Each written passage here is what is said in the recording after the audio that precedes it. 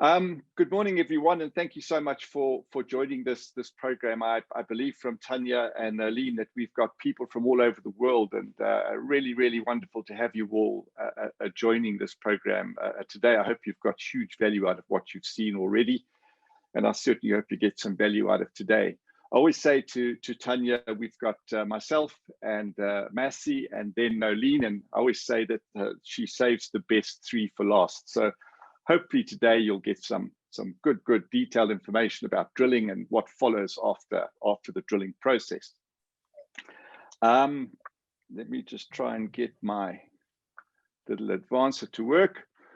We're going to chat today about what you need to know about drilling.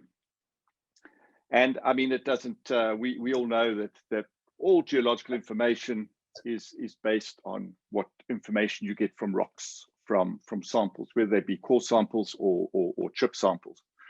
And there's only one way we can get samples at depth, and that's by drilling boreholes into the Earth's surface.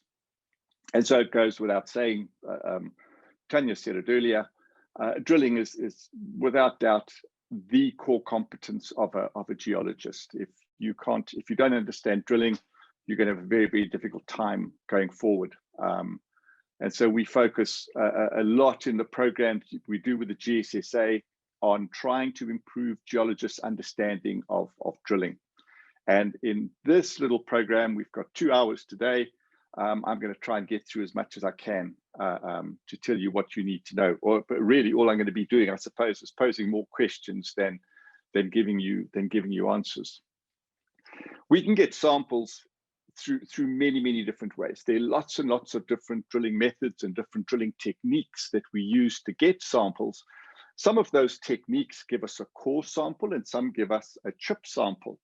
And at different stages of your program, a chip sample might suffice, but in later stages of a program, a core sample will suffice.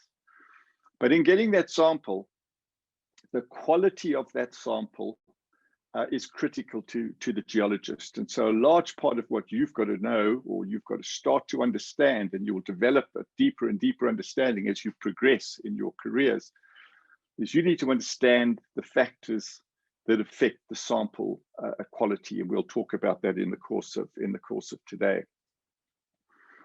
So what is an exploration project all about?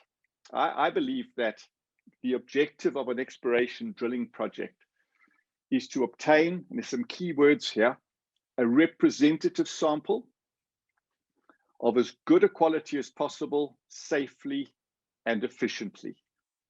And there's 3 words there that are really important: quality, safety, and efficiency. So a geologist has to understand all of the factors that affect sample quality, the safety aspects of getting that sample, and then obviously efficiency. So I believe that we can summarize what a geo needs to know about drilling in 3 aspects. You need to have some technical knowledge. You need to understand how samples are obtained, and you need to understand the factors that affect the quality of the samples we get. Which of those factors are controllable and which ones are not controllable? You have to understand about safety. Over the last, I don't know, 8, 9, 10 years, I guess,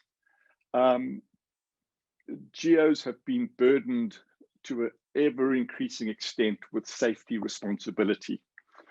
We could spend 2 days just debating whether that's a good thing or a bad thing, but we won't do that today. But we're going to take it as way that the geos have to have some knowledge of safety. So you have to be able to understand, to identify hazards on a drill site. You have to be able to do a risk assessment. You have to be able to control risk on a drill site, or understand how risk is controlled. That's an enormous ask for a geologist, a huge ask. We'll talk a little bit about that later on. What I am going to talk about today is a little bit about what your legal responsibilities are, because it doesn't matter what jurisdiction you work in, whether you work in South Africa or Botswana or Chile or Bolivia. you will have to operate within certain legal guidelines, and you will have responsibilities for health and safety. We'll talk a little bit about that later on. And then possibly one of the most important aspects of what a geo needs to know is economic aspects of drilling. You need to know what affects the cost of drilling, how contracts are structured, because very often, maybe not so many of you at this stage of your careers, but as you develop as geos, as project geos, you will have to be responsible for cost aspects, the efficiency aspects of the operation. And so you need to understand the factors that affect the cost of drilling, and you need to understand what you can do, the influence you can have on the cost of drilling.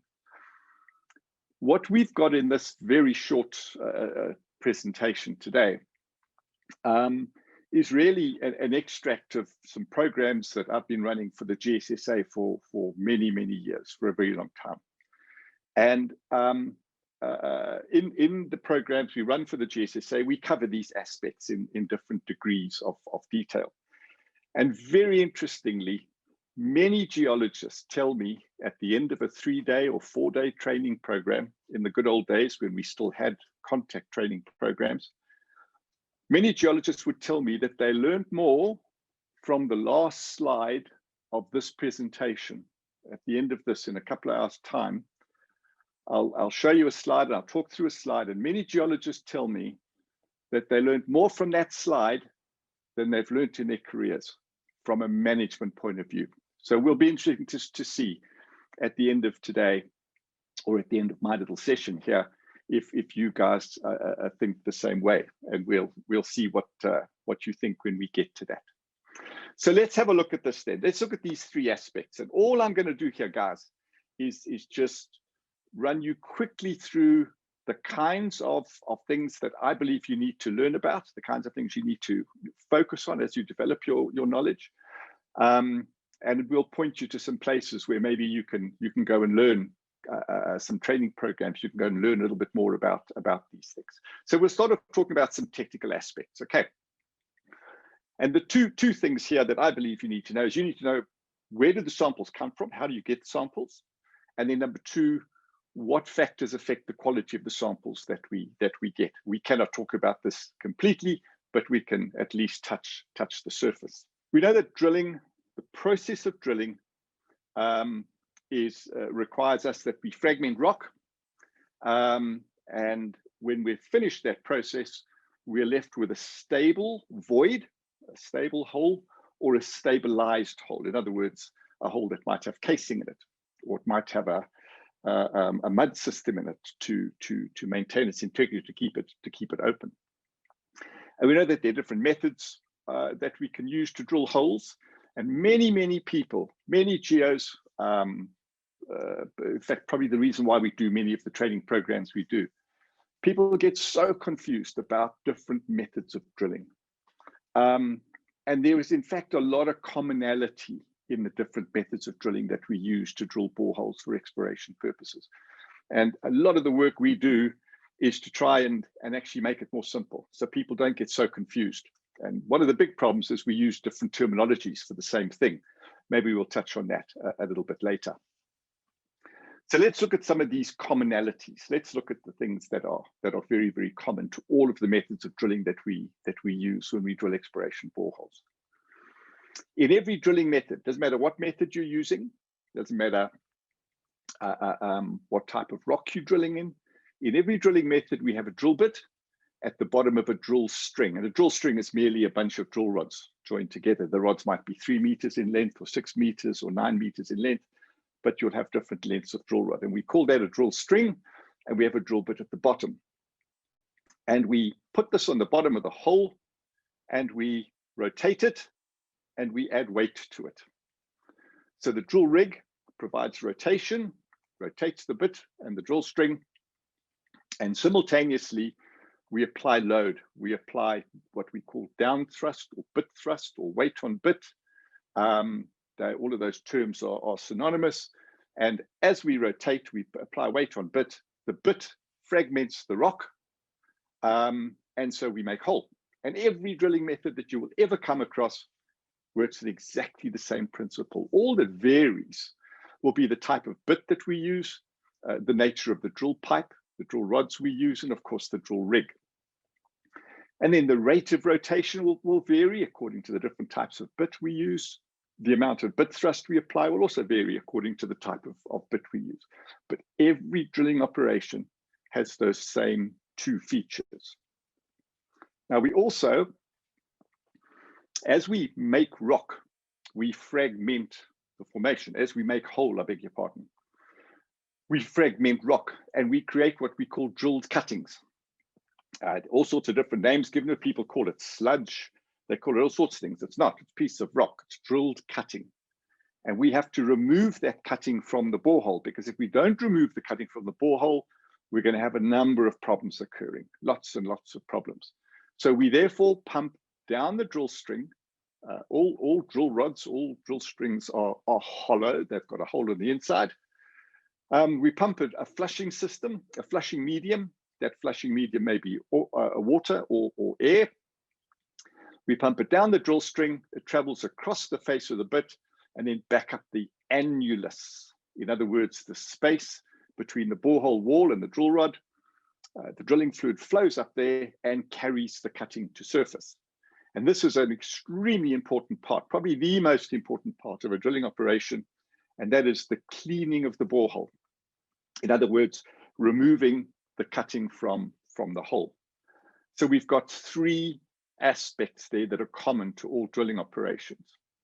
And as I said earlier, all that varies really is the type of bit.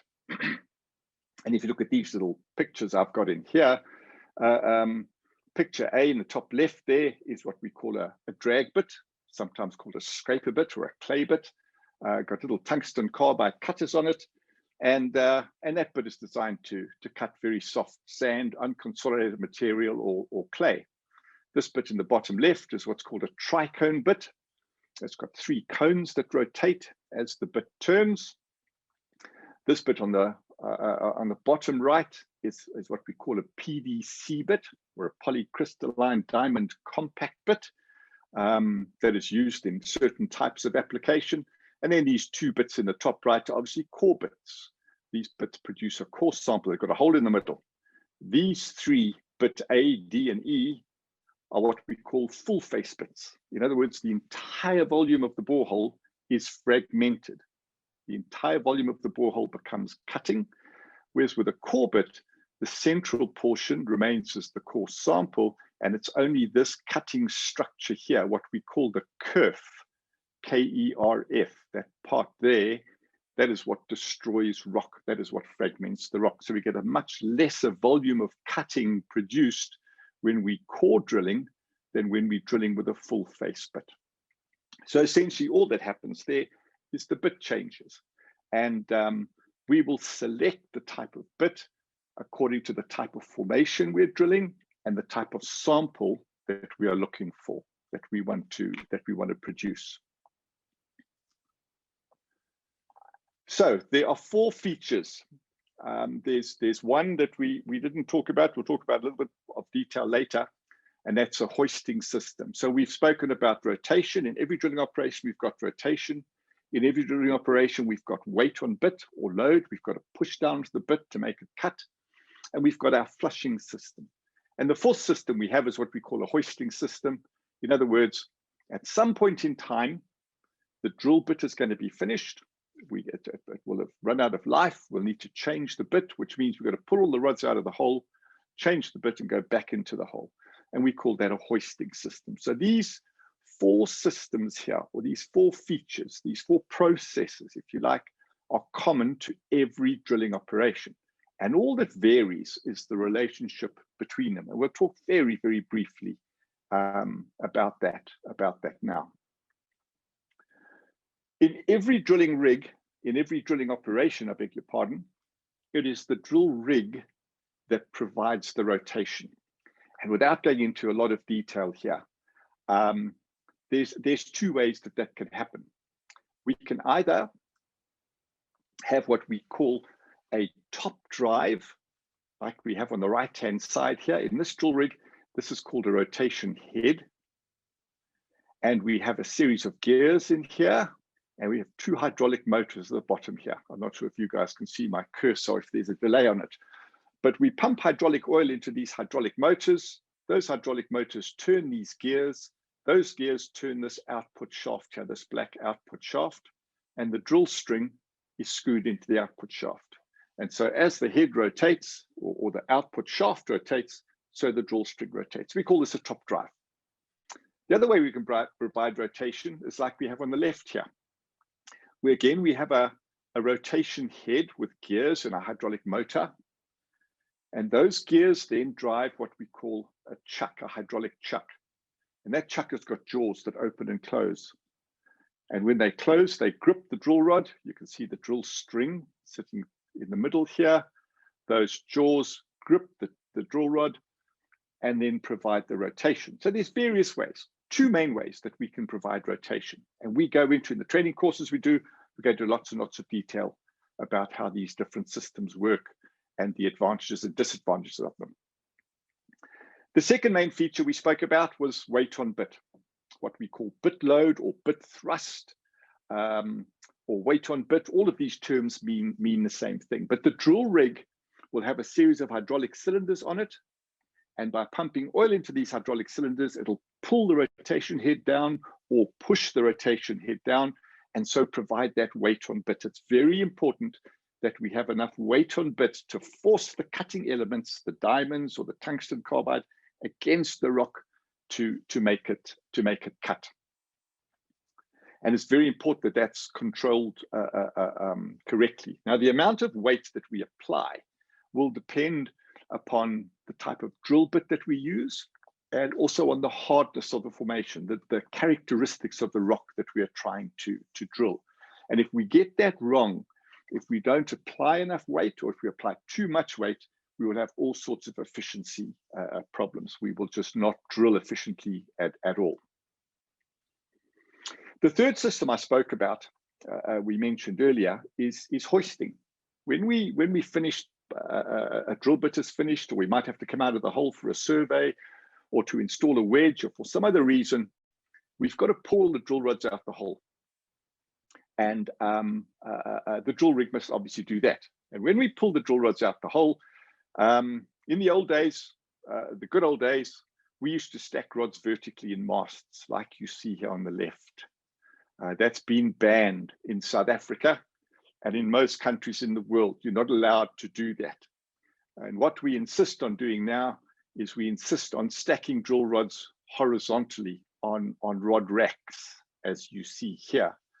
Now, horizontal stacking has become a great deal more sophisticated over the years. We can't talk about it now, we haven't got the time, but I can tell you that when we moved from vertical stacking to horizontal stacking, we increased the risk associated with drilling by a factor of 3 or 4. People think that this is far more dangerous. Vertical stacking is more dangerous than horizontal stacking. Completely wrong. This was far safer, much safer, much less fatiguing, but it's just a misunderstanding of what the risks are associated with drilling. And mining companies have banned this, certainly in South Africa. It's banned, you're not allowed to do that anymore. So we stack rods horizontally. When you come on our training courses, we discuss that in a lot of detail. It's crazy that we do what we do, but mining companies insist on it. And when we hoist, different drill rigs, I beg your pardon, have got different ways of pulling rods. We won't talk about that now. But again, it's very important from a geo's point of view that you get to understand that. You need to go and sit on a drill rig, go and sit at the drill site and watch them do things. Just sit, find a tree.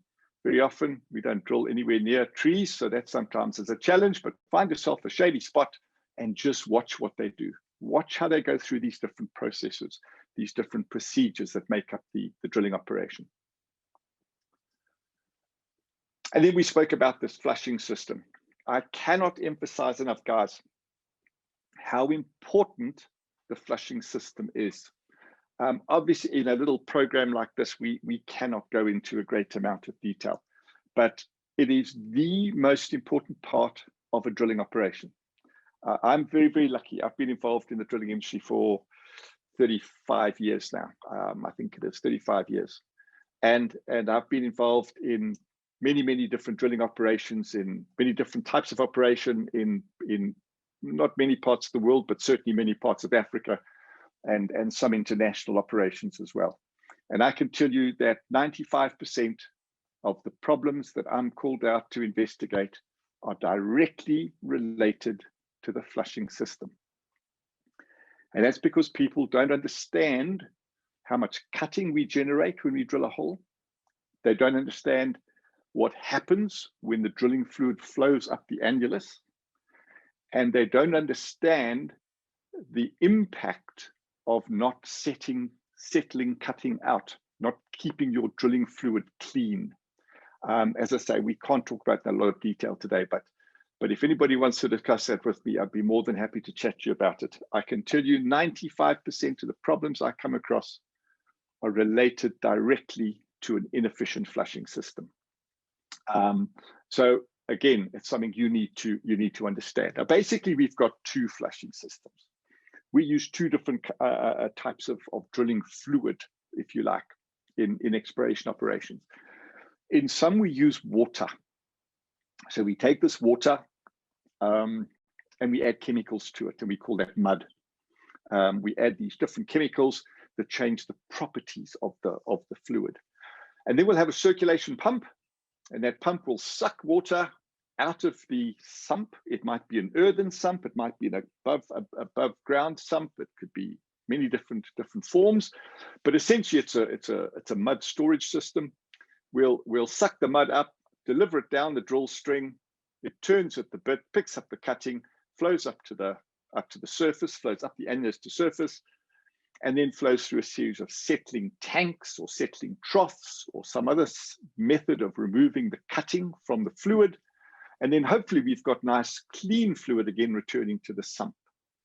Very often that's not the case. And then in the sump, we have a buildup of cutting, and that cutting is then recirculated. And then you have a big problem. And so geologists need to understand this, need to understand the intricacies of this circulation system. Sometimes you drill with air. And so instead of having a water pump, we have an air pump. We call that a compressor. And then that compressor sucks air, atmospheric air in, compresses it, increases the pressure of the air, reduces the volume of the air, and that high pressure air then is delivered down the drill string. Again, it travels across the face of the bit, up the annulus, and it blows the cutting to surface. So we've got those two systems, and you need to understand as you go on the differences between the two, the difference between water as a flushing system and air as a flushing system. And once you start understanding that, you can start understanding why problems occur in boreholes. So very, very briefly there now, we can see that irrespective of the drilling method we're using, there are four features that are common to every drilling method or every drilling technique that you will come across. Some of you are involved in RC drilling, some of you are involved in diamond drilling, some of you might be involved in air core drilling. All of them have the same four essential common features, and all that differs is the relationship between these features. Something else that's important for a geo to understand in terms of how we obtain our sample. So you must have a little bit of an understanding of the different ways in which we can break rock. Now we saw just now, I'll run through this fairly quickly because this gets a little bit detailed, and it's a little bit beyond the detail we can go into today. I showed you earlier a picture of a whole bunch of different drill bits. Now each of those drill bits make rock break. They fracture rock, they fragment rock in different ways. And they're basically three mechanical ways that we can make rock break. There's chemical ways we can dissolve rock, but that's beyond the scope of what we talk about. We can either crush rock, we can shear rock, or we can abrade rock. So let's very quickly look at that. The first way that we can crush rock is with a hammer and chisel. Intuitively, if I said you gave you a piece of rock and I said break it, you'd get a hammer and a chisel and you would hammer away at it. Now, in a in a drilling sense, in an exploration drilling sense, we don't use a hammer and chisel. We use, or we can use, what is called a downhole hammer.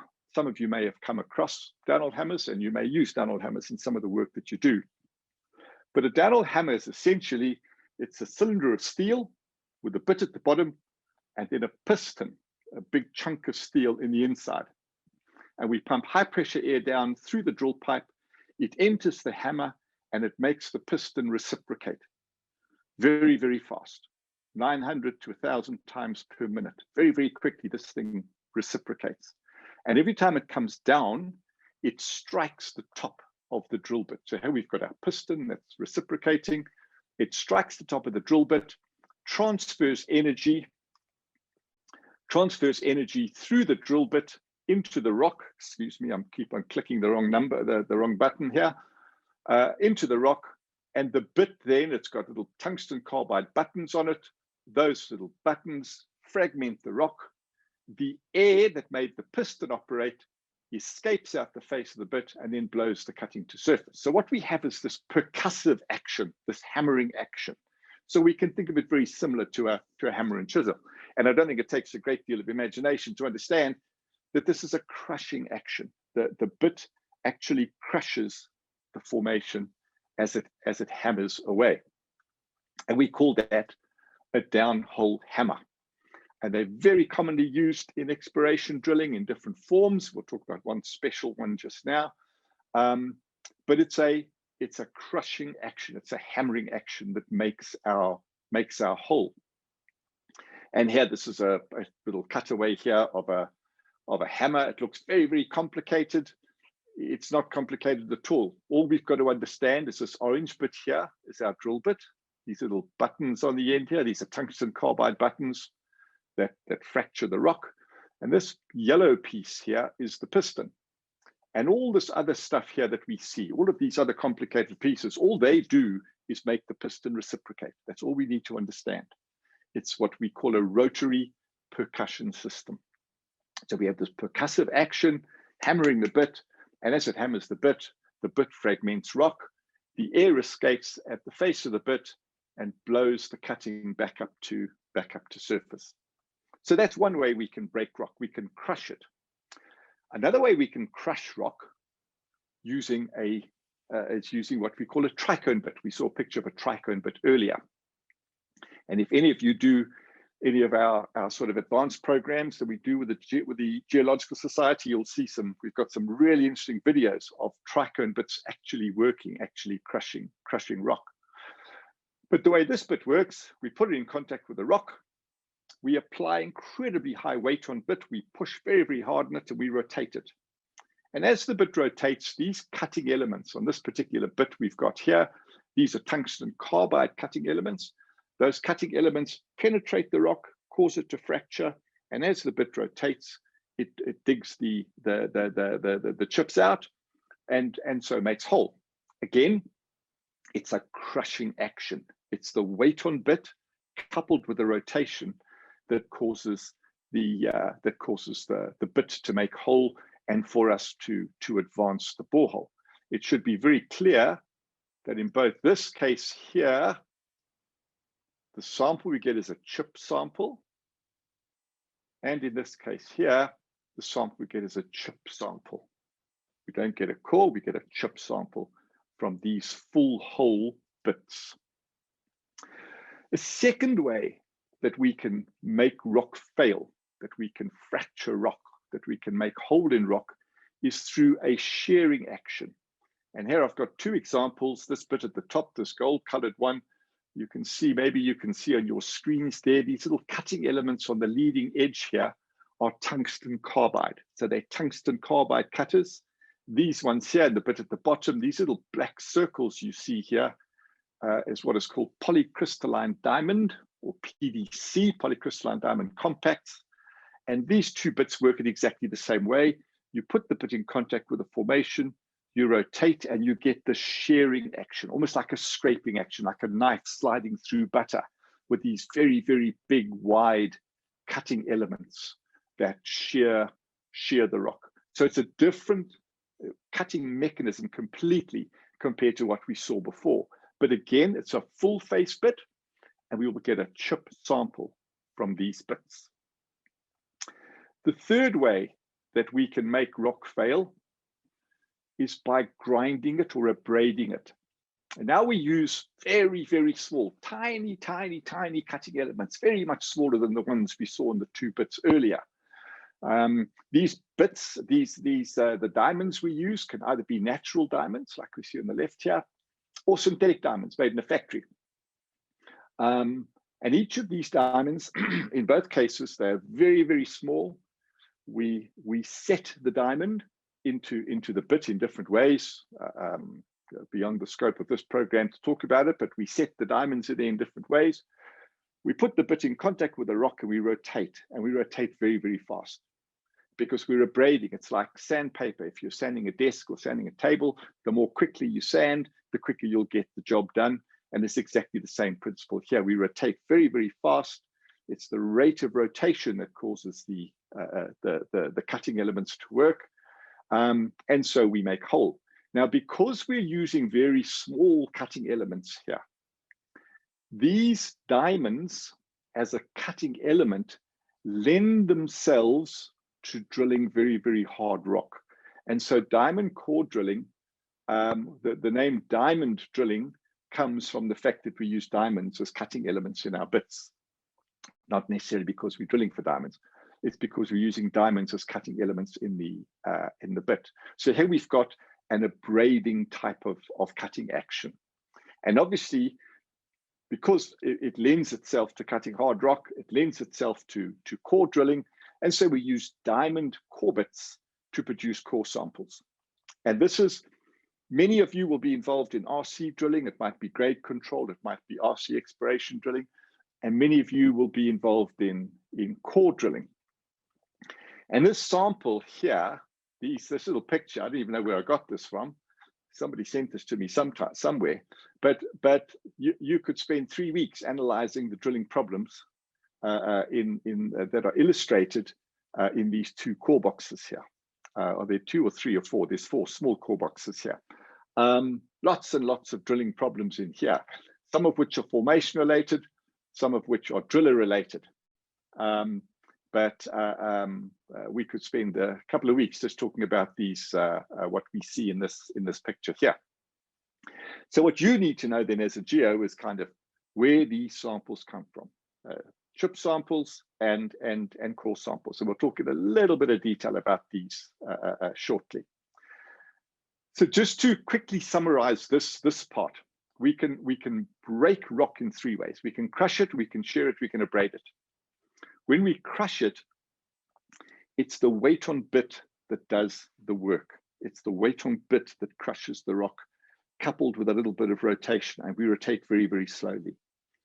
If we're shearing, we have a moderate weight on bit. It's not the weight on bit that makes the rock fail. It's the rotation plus the weight on bit. So we rotate more quickly, but with much less weight on bit. And then if we're abrading rock, we rotate very, very fast. It's the rate of rotation that makes hole with very low bit weight. We don't push very hard at all, because if we did, we would break and fracture the diamonds. We'd polish the diamonds and we'd lose cutting efficiency. So basically, we've got 3 different ways that we can make rock fail. Now, probably one of the most important parts of what we're trying to do in this little first part of this program, one of the things that I come across in the drilling industry that I find most frustrating is people have different names for things. I'll give you an example. We talk about drilling with a downhole hammer, as I explained it just now. All water wells in South Africa, all water wells in most parts of the world are drilled with downhole hammers. Now, that method of drilling is called rotary percussion drilling. I'll explain that in a minute. Now, in Australia, they call that air drilling. In Canada, they call that air drilling. In parts of South Africa, mining companies issue tenders asking for percussion drilling. Now, what a downhole hammer is not percussion drilling. Percussion drilling is something completely different. Drilling with a downhole hammer is rotary percussion drilling. So what we tend to do is we use different names for the same thing, and it creates a huge amount of confusion. So one of the things I always try to teach geos is that we must use a common classification, a common naming system for the different methods of drilling we use. And again, we're not going to go into a lot of detail here. We'll talk a little bit about some of these, about two of these in a minute. But it's important that we have this understanding. So when we talk about a method of drilling, we will use the same language. So what I like to do is I like to classify drilling methods based on the way that the rock is broken. So we have what we call percussion drilling methods, we have rotary percussion drilling methods, and we have pure rotary drilling methods. And this might make a little bit of sense as we go on. And as you go into your, those of you who are young geos, as you go into your careers and you get exposed to different methods of drilling and different drilling programs, please try to keep this classification in mind because it will help you, I think, with your understanding. Now, within each of these drilling methods that we spoke about here, we've got different drilling techniques. So on the left-hand side there, I call those drilling methods, and then we've got different drilling techniques. So if we consider, for example, consider drilling with a polycrystalline diamond bit or a tungsten carbide bit or a tricone bit, those full hole bits we spoke about. That method of drilling, it's a rotary drilling method coupled with a bit of weight on bit. I call that a drilling technique. I call it full hole rotary drilling. In other words, it's a full hole bit. The entire hole is fragmented. The entire hole becomes drilled cuttings. Diamond core drilling is also a rotary drilling technique. The only difference between, sorry, I pushed the wrong button again.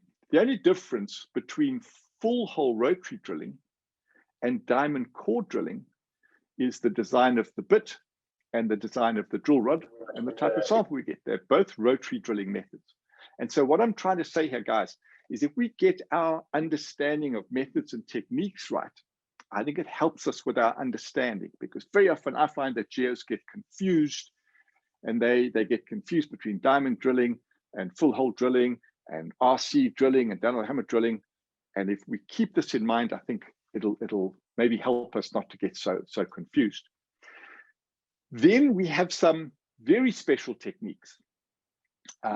Many of you will be involved, or you would have been involved in what we call RC drilling, reverse circulation drilling. Now, there's a very good example of nomenclature that is wrong. What we do, what you guys know as RC drilling, is not RC drilling. It is dual tube RC drilling, and I'll explain that to you in a minute. So we've got all sorts of techniques that are related to different methods of drilling, and as we go on, as you go on through your careers, certainly if you do any other training programs with us, this will become very, very, very, very clear. Okay, so let's look. I want to look at two of these methods very, very quickly. I'm very mindful of time here. We've got a lot to get through today. So I want to just talk about two methods of drilling, just to give you a little bit of detail about it and give you some idea of how detailed we can get as we look at these different drilling methods and different drilling techniques. We said that the purpose of an exploration project is to obtain a representative sample as safely and efficiently as possible, a sample of as high a quality as we can, as safely and efficiently as possible. When we core drill, a core sample is probably as good a representative sample as we can get, provided we know the depth of the borehole, we know the depth of that sample. And there are many, many factors that affect the quality of that sample. Lots and lots of things, many things that affect it. But when we produce a chip sample using either a rotary percussion method or any other method of drilling, then these problems multiply many times. And we can get some really, really poor sample quality if we are not really on the ball in terms of what we're doing in that project. So let's look at diamond drilling. I'm going to run through this fairly quickly, and then we'll talk about dual tube reverse circulation drilling, and then we'll move on to the next part.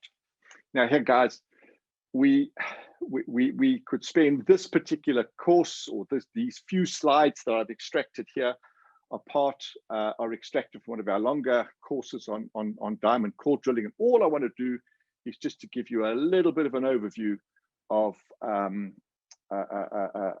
how diamond drilling is done and some of the factors that you can control, or factors that can be controlled to improve core quality. In all diamond drilling operations, the bottommost part of the drill string, the part that's at the bottom of the hole, is a corebarrel. And a corebarrel is a thick wall tube. And on the end of that tube, we have the drill bit right at the bottom, and right above the drill bit, we have what's called a reaming shell. Now, these two things, I've shown them in a gold color because they contain diamonds. It's the bit that does the cutting, and the reaming shell does a little bit of work as well. But in every case, we have a corebarrel. And the purpose of the corebarrel is the corebarrel acts as the reciprocal for the core as the bit advances. And that's the sole purpose of this corebarrel. Now, corebarrels vary enormously in terms of their diameters, their complexity, their length. And one of the key things that a geo has to do is to make sure that you're using the right corebarrel for the right type of formation. And very, very briefly, I'm going to run through this and show you what I mean by that. Now, we've got different ways or different types of corebarrel that we run. We can extract a core sample. We can remove a core sample from a borehole in several different ways. I'm only going to talk about two of them. In the simplest way, what we call conventional drilling, we will have a corebarrel. So in my very clever little schematic here, we have a corebarrel that I've shown you on the left-hand picture. It's empty. It's got no core in it. The bit is on bottom, and I will start drilling. I will start rotating. I'll apply weight on bit, and my bit will advance. And as it advances, my core sample will feed into the corebarrel, or more correctly, the corebarrel will feed over the core sample. And once I've advanced the length of the corebarrel, if my corebarrel, for example, is 3 meters long, once I've advanced 3 meters, the corebarrel will be full. I cannot advance any further. I then have got to stop drilling, and I retrieve the entire drill string to surface. I hoist the entire drill string to surface, rod by rod. I clean the corebarrel out, I take the bit off, I extract the core sample, pack it in a core box, put the drill bit back on, and I lower the drill rods back into the hole. And I'm now back at where I am here in my third little picture. I will then start rotation, apply weight on bit, and again, I will advance a further 3 meters or whatever the capacity of my corebarrel is. We call this a conventional system. In other words, where I advance, I pull and lower the drill rods, I advance, I pull and lower the drill rods. And many of you will have been involved in operations like this, many of you won't, but you can imagine as a hole gets deeper, your pulling and lowering time has become enormous. One of the first deep holes I ever worked on, well, many years ago, 32, 33 years ago, was a 3,800 meter deep hole, a deep gold exploration borehole. It took us 13 hours to pull rods and 12 hours to lower them. So we were drilling with a 3 meter corebarrel. So in those days, in a 25-hour cycle, we would drill 3 meters. So we could drill 3 meters a day maximum in a good day. So it's not a terribly efficient system as holes get deeper. Now, what's important to understand is that your corebarrel length will typically be a multiple of the length of your drill rods. So if you're drilling with 3 meter drill rods, your corebarrel will always be 3 meter or 6 meter or 9 meter or 12 meter, or a fraction of the corebarrel length, 1.5 meters. And that will be the capacity of the corebarrel, the amount of core we can drill per run, per coring run. Now, the second way that we can retrieve core from a borehole is using a wireline system. Now, a wireline system, most of you will be familiar with this. those of you who've been involved in core drilling, in diamond drilling operations. A wireline core barrel has an inner tube that is removable. And so what we do, we will have advanced 3 meters or 6 meters, whatever the length of our core barrel is. And that's what I've tried to show you in my picture on the left. So this core barrel, this inner tube, what we call the inner tube, is now full of core. I lower a special device on a steel rope, on a wire rope. I lower it down through the drill rods.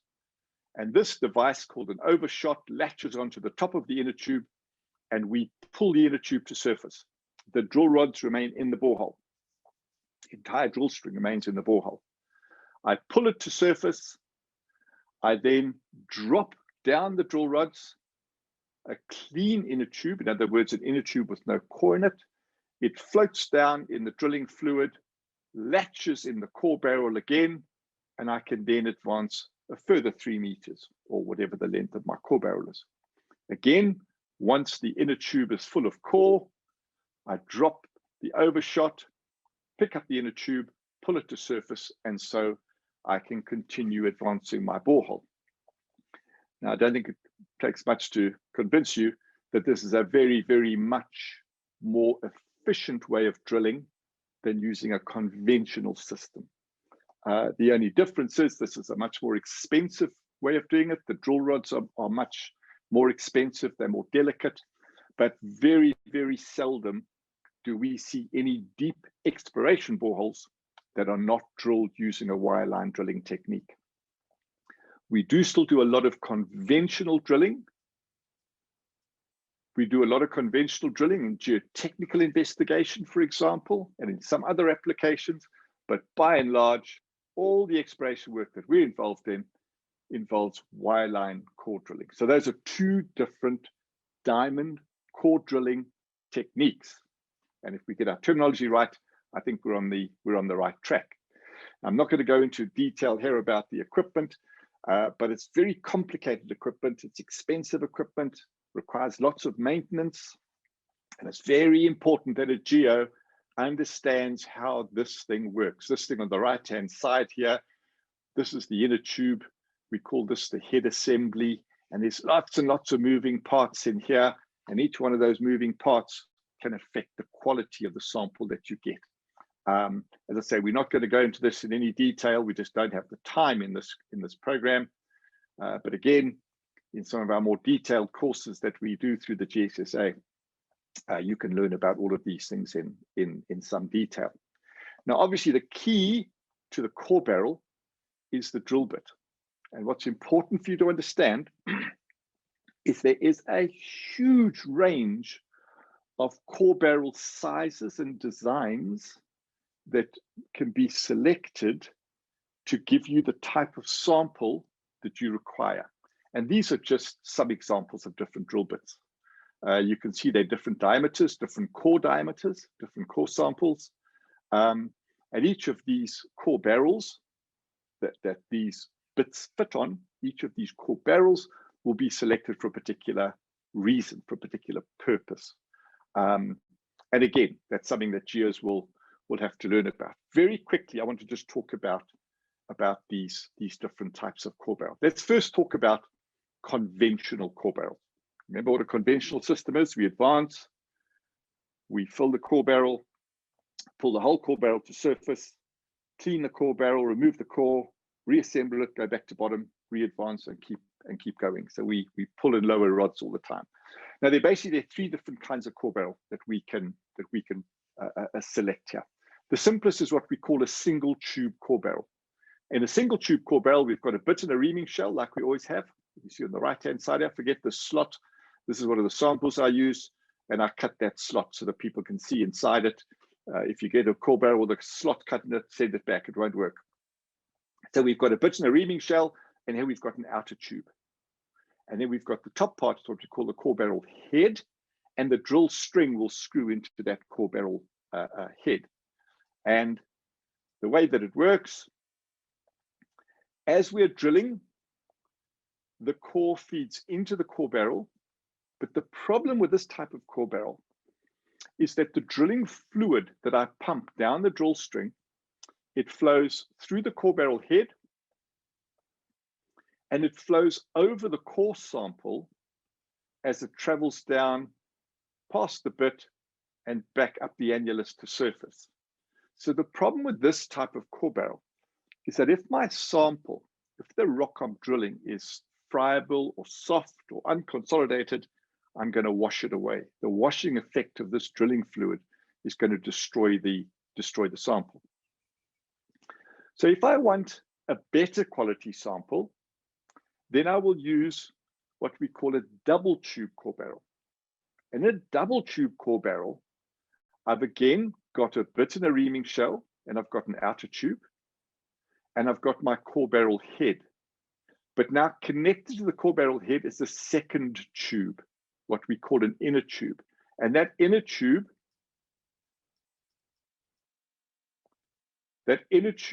fits inside the outer tube. Sorry, guys, if that sounds confusing. I pump drilling fluid through the drill string. It enters the head and then comes out a series of holes here.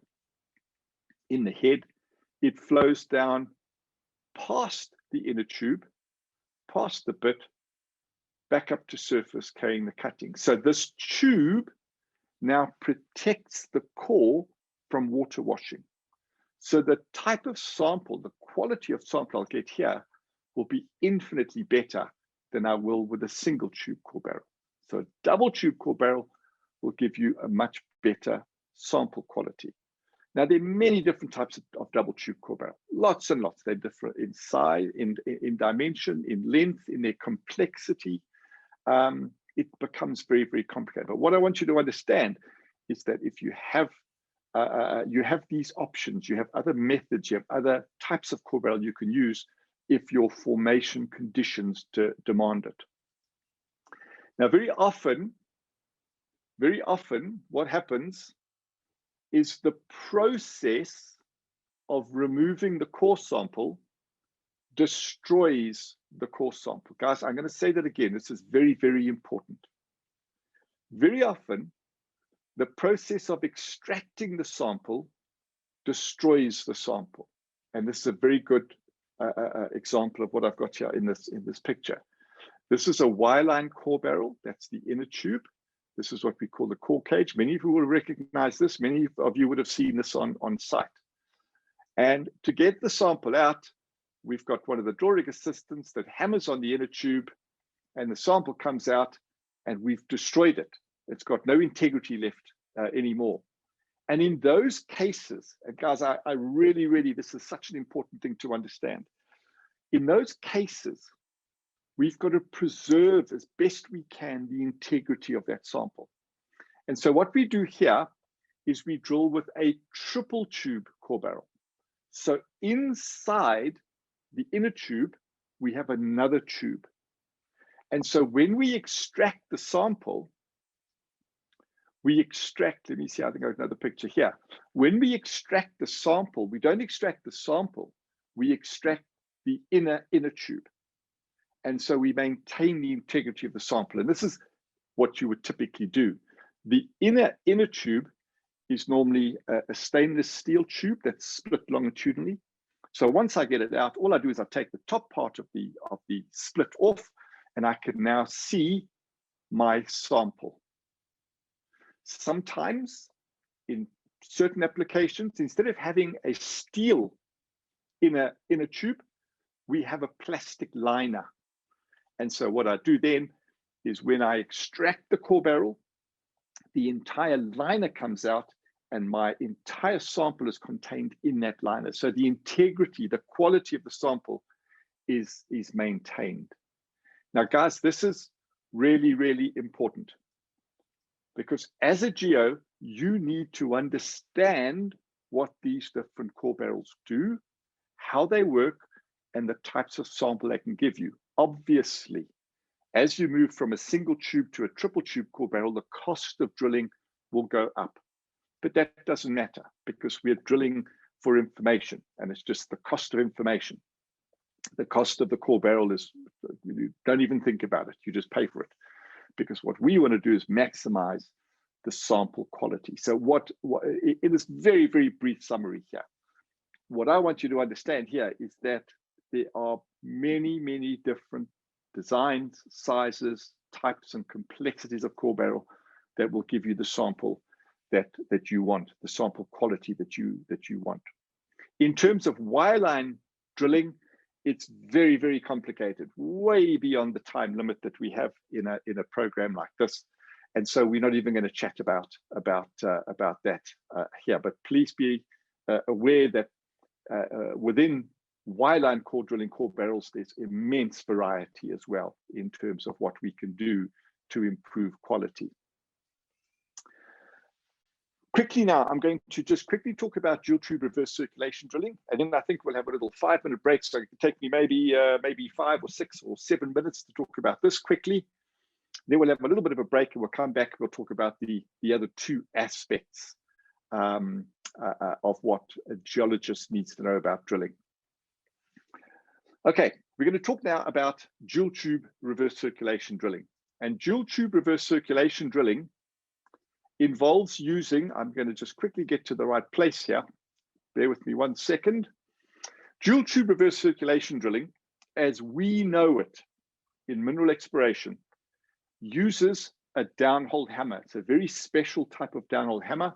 So it works on the same principle we spoke about earlier. It's a rotary percussion drilling method. And what happens with the reverse circulation system is we use drill rods with an inner tube. We use what are called dual tube drill rods, and that's where the term comes from. The term reverse circulation is not correct. Well, the correct term that we should use is dual tube reverse circulation. What I've shown you in this little picture are 3 different circulation systems that we use in the drilling industry. The one that you typically come across in diamond drilling, for example, we pump the drilling fluid down the inside of the drill pipe, inside of the drill string, it comes out of the bit and flows up the annulus. We call that a direct circulation system. Sometimes we use what we call a reverse circulation system, where we pump the drilling fluid down the annulus, it flows across the bit, and then back up the inside of the drill pipe to surface. That is a reverse circulation system. In an exploration context, in exploration applications, we use this system here, what is called a dual tube reverse circulation system. And in this system, we pump the drilling fluid down between the 2 tubes. The air or water escapes just above the drill bit. It flows across the drill bit and carries the sample. Sorry, guys, I pushed the wrong button again, and carries the sample back to surface up the inside of the drill pipe. Now, why is dual tube reverse circulation such a popular exploration method? Well, it's very simple. In both of these other circulation systems, direct circulation and reverse circulation, the drilling fluid at some point in time is in contact with the annulus. It's in contact with the formation. And so the sample that we produce will be a contaminated sample. There is potential for that sample to be contaminated, either as the fluid moves down or it moves up. In a dual tube system, the air or water coming down between the 2 tubes is not contaminated. It flows across the bit, picks up the cutting, and the cutting, the sample that travels up the inner tube, is similarly not contaminated. So dual tube reverse circulation gives us an uncontaminated sample. And so we tick a big box there in terms of representativity. So all of the RC, what we call RC work, is not RC at all. It is dual tube RC. And I get a little bit pedantic when I talk about this because I think it's very important that we understand the difference. So the drill rods we use look like this. We've got the inner tube and then the outer tube. And the sample flow will look like this. I have a compressor. I introduce air into the drill pipe through what we call an air swivel. Don't worry about the mechanics there. but the air flows down between the two tubes. It enters the hammer reciprocates, creates cutting, the bit creates cutting, and the cutting then flows up the inner tube, through the rotation head, through a sample hose, into a sample collection system. And typically the sample collection system would involve a cyclone, and the purpose of the cyclone is to slow the velocity of the sample down. So this is a typical dual tube RC system. It's very much more complicated I'm making out here, but be that as it may. It is fairly complicated. It's not quite as simple as I've made it out to be, but that's the basic principle. So what it does, it produces a chip sample, an uncontaminated chip sample, and because it's a roach percussion method, it drills very, very fast. So we get chip samples very fast and very inexpensively compared to a diamond drilling or a core drilling operation. Now, like any exploration operation, the whole purpose of the operation is to produce a sample. And that sample must be as representative as possible. And so what we do with an RC system, because we have a full hole system, we're producing massive amounts of cutting, very, very high volumes of cutting. We cannot possibly send all of that cutting to the laboratory for analysis. So we want to split that sample. We want to take 30 kilograms or 35 kilograms of sample and extract from that a 2 kilogram sample that I'm going to send to the laboratory for analysis. But that 2 kilograms I extract must be as representative as possible of that total 35 or 36 or 34 kilogram massive sample that I produced. And that's done through using a sample splitting system. Again, guys, we just haven't got the time to go into any detail here. If anybody does, I'm more than happy to chat to you about it. But we've got different types of sample splitting systems that takes the bulk sample and splits out a much smaller mass, a much smaller volume of cutting that we can then use for analysis purposes. Okay. So very quickly in that period of time, when it comes to drilling, guys, I said to Tanya earlier just before we started, I'm very lucky. I've been involved in drilling for many, many years. I've been to many, many different places. I'm very lucky. I work for lots and lots of different mining companies. And I promise you, I've never, ever, ever been to a drill site and not learned something new. I promise you, I'm not telling you a fib. I've never, ever been to a drill site and not learned something new. And that is because when you go to a drill site, when I go to a drill site, I'm always looking to answer questions. I'm always going there to try and solve a problem or to fix something or to do an audit or to do a safety audit or something of that nature. And you will always learn something new. Don't for 1 second think you know everything about drilling. There's not a person in the world that is a drilling expert. I promise you. You will learn something new every time. And all I can suggest you do is go to the drill site and be inquisitive. Ask questions, understand the operation, understand the procedures, understand how your core barrel works, understand how the bits cut, understand how your fluid system works, and it'll help you to understand what you can do to improve core quality. Okay, so what we're going to do, if you guys don't mind, let's take a little 5-minute break. It's just before 9:45 according to my watch. Tanya, I don't know if you're still there. Nolene, can we take like just 5 minutes just to stretch legs? I'm going to get myself a glass of water.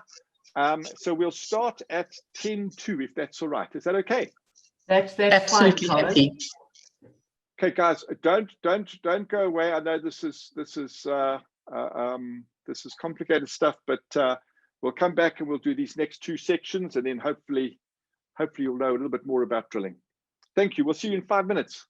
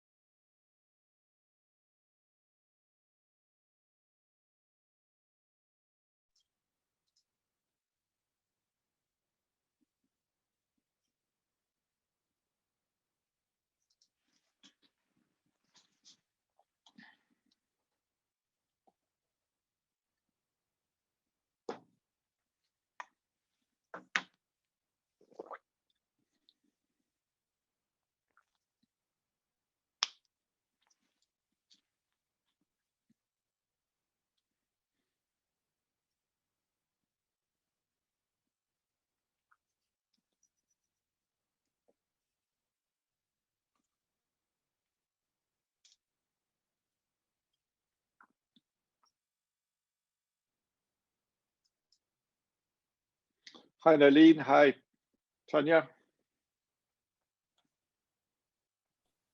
Hi, Colin. Hello, Colin. Hi. I'm back. Okay. Gee, I see. Are there really 162 participants today? Yes. That is truly amazing. And it's also been very sorry, it's also been very great to see how many of the people are actually watching the recordings on YouTube. I think the first session we had something like 285 views already. Gee, that is brilliant, hey. Such a good turnout. That is so good, hey. So good. Fantastic. Yeah, Nalin, we must have a chat about another drilling skills program, a drilling methods Absolutely, program. I think it's time. Yeah, you know, I don't know if you would have seen the mail that Erin sent through yesterday. We've had we've got a big group from the Dominican Republic. We've got a very big group from Namibia that are doing the drilling skills program. And the drilling methods is it's essential as a lead into that. It's really important. So we must have a chat again soon. Okay. Yeah, no, for sure. And then also we were talking about maybe doing one for university students. Yeah, absolutely. Yeah, let's maybe in the next couple of days have a chat. Sure. Let's do that. I'm going to mute myself so you can continue now. Cool. Okay, thank you, Nalin. Thanks, Tanya. Welcome back, guys. I hope we're all back. You managed to stretch your legs.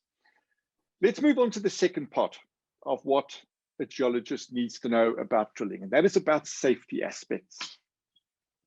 About 11 years ago, I got involved with a mining company asked me to do an audit on a very big project that they were running, and that basically introduced me to this safety industry. Prior to that, my work involved training, and I used to run a manufacturing business. We manufactured drilling equipment, and to tell you the truth, I couldn't spell safety, let alone know anything about it. And I'm so grateful because that about 9-10 years ago, that introduced me to drill site safety, and it's opened up an enormous. Most of the work I do now is around safety auditing, writing safety standards, and so on. And each one of these pictures that you see here in this little introductory slide, each one of these pictures here tells you a huge story. These are things that you see on drill sites every single day, and you don't understand necessarily what the problem is with them. And so I believe safety from a geologist point of view is really complex. Geos go to university to learn about rocks, and then you come and work for a mining company. Now all of a sudden you've got to be responsible for safety as well. And I personally think it's really unfair. In fact, quite frankly, I think it's quite dumb to do that. It's quite silly to do that, because geos, you're not trained as mechanical people necessarily. Many people have a mechanical bent, and so understand some of these concepts better than others. But it's a really big ask to expect you to go out and to understand all of these safety aspects. But nonetheless, many geos have a safety responsibility. And so what I want to very quickly just touch the surface of this with you today. Without a question, a geo, if you have a safety responsibility, you have to be able to identify hazards on a drill site. You have to identify what is going to hurt people at a drill site. And even more importantly, you've got to understand what controls you can put in place to prevent those hazards hurting people. And effectively what that means is you need to know how to do a risk assessment. It's a very complex thing. Again, in some of our training programs with the GSSA, we talk about that. We go into a lot of detail on them, but it's very, very complex. We're even to think about talking about that today. But the other aspect of safety is a geo must understand what their legal duties and responsibilities are. What will happen to you if you drop the ball? What will happen if something goes wrong on a project under your control? And so it's very important that you have an understanding of what these legal duties are. Now, in different countries in the world, there's different legislation. In some countries in the world where I've worked, there is no legislation whatsoever that governs safety on drill sites. We've got an audience of people from all over the world. We've got people from Botswana, from Zambia, from Mozambique, from overseas, and people from South Africa, people from Namibia. And in all of these countries, the law is different. So what I'm going to talk about, just to give you a flavor of the kind of research or training or whatever it is that you want to call it, that you guys need to do to get yourself up to speed with what your obligations are, what your legal responsibilities are. I'm going to talk about the South African situation. There's a great deal of commonality, and much of it is governed by what we call common law. And we will all hear, every mining company in the world, whether they're a big company or a small company, talks or says that every person that comes to work has an expectation, they have a right to be able to work in a safe and healthy environment and then go home safe at the end of every single day. Every mining company says the same thing. And so therefore the employer has a duty to ensure that they provide a workplace that is safe and healthy, and that they provide all of their workers, all of the people that work for them, with the necessary training and equipment and supervision to allow them to work safely and in a healthy environment. There's a balancing part to that, and every employee has a duty to make sure that they look after himself, that they follow rules, they follow procedures, they use equipment correctly, and they conduct themselves in a way that gives them a chance to go home safely and in a healthy state at the end of the day. And they also must make sure that they look after their fellow workers. Now, these are common law rights. There's nothing written in law that says you have to do this. In fact, that's not true. In South Africa, we do have it. It is a statutory law, but it's a common law right and obligation. Everybody has that expectation. But in many countries, companies do not do that. And if any of you, I'm on LinkedIn and I get sent all sorts of things. I see things generally safety related. And in many, many places, companies do not provide safe and healthy workplaces. And so organizations, non-government organizations or lobby groups, lobby government to enact laws to make employers more conscious of their responsibility. And these laws are written laws.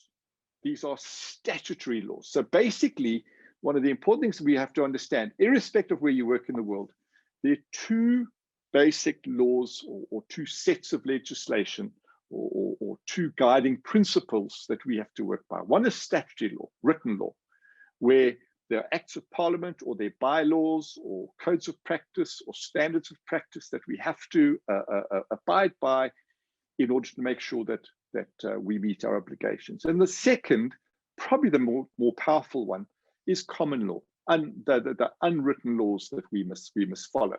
I'm not going to go into the detail of what the difference is between the two. We just need to understand that we have written law, statutes that we have to abide by, and we also have a common law duty to look after one another. Now, in South Africa, many countries, it's exactly the same. We have got what we call a legal hierarchy. And in South Africa, and I'll talk for just 2 minutes about this. In South Africa, we have our constitution, we have the Bill of Rights. And in South Africa, our constitution, particularly given our history, the current constitution we have in South Africa sorry, excuse me 1 second, I keep pushing the wrong button, was promulgated by President Nelson Mandela by Madiba in 1996. It is the 5th constitution of South Africa, and it provides the legal foundation for how our country operates. an essential part of our Constitution. Chapter 2 of our Constitution is what we call our Bill of Rights. And our Bill of Rights details all of the rights to which citizens of South Africa are entitled. So the right to life, the right to human dignity, the right to equality before the law, etc., etc. So those are the guiding principles upon which our legal system is based. Then we have hundreds and hundreds and hundreds of different statutes, different laws or different acts of parliament that affect the way that we operate. And from an exploration or mining context, we have three main ones. We have what's called the MPRDA in this country, the Occupational Health and Safety Act, and then what we call the Mine Health and Safety Act in this country. And I'll talk very briefly about some of these now. Earlier in this program, I believe that you guys had one of the sessions was on the MPRDA, so I won't talk about that in any detail. But basically, the MPRDA in this country regulates how mining authorizations or prospecting authorizations are given.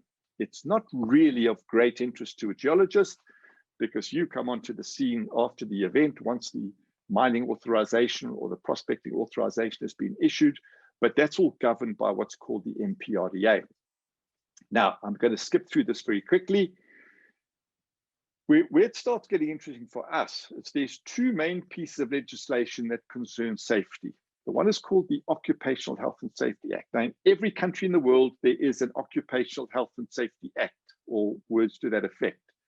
And that act, those laws and regulations will govern the way that activities are conducted in the workplace.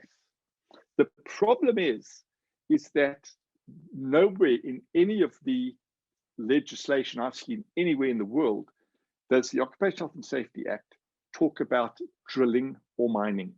And so we have these gaps in this legislation.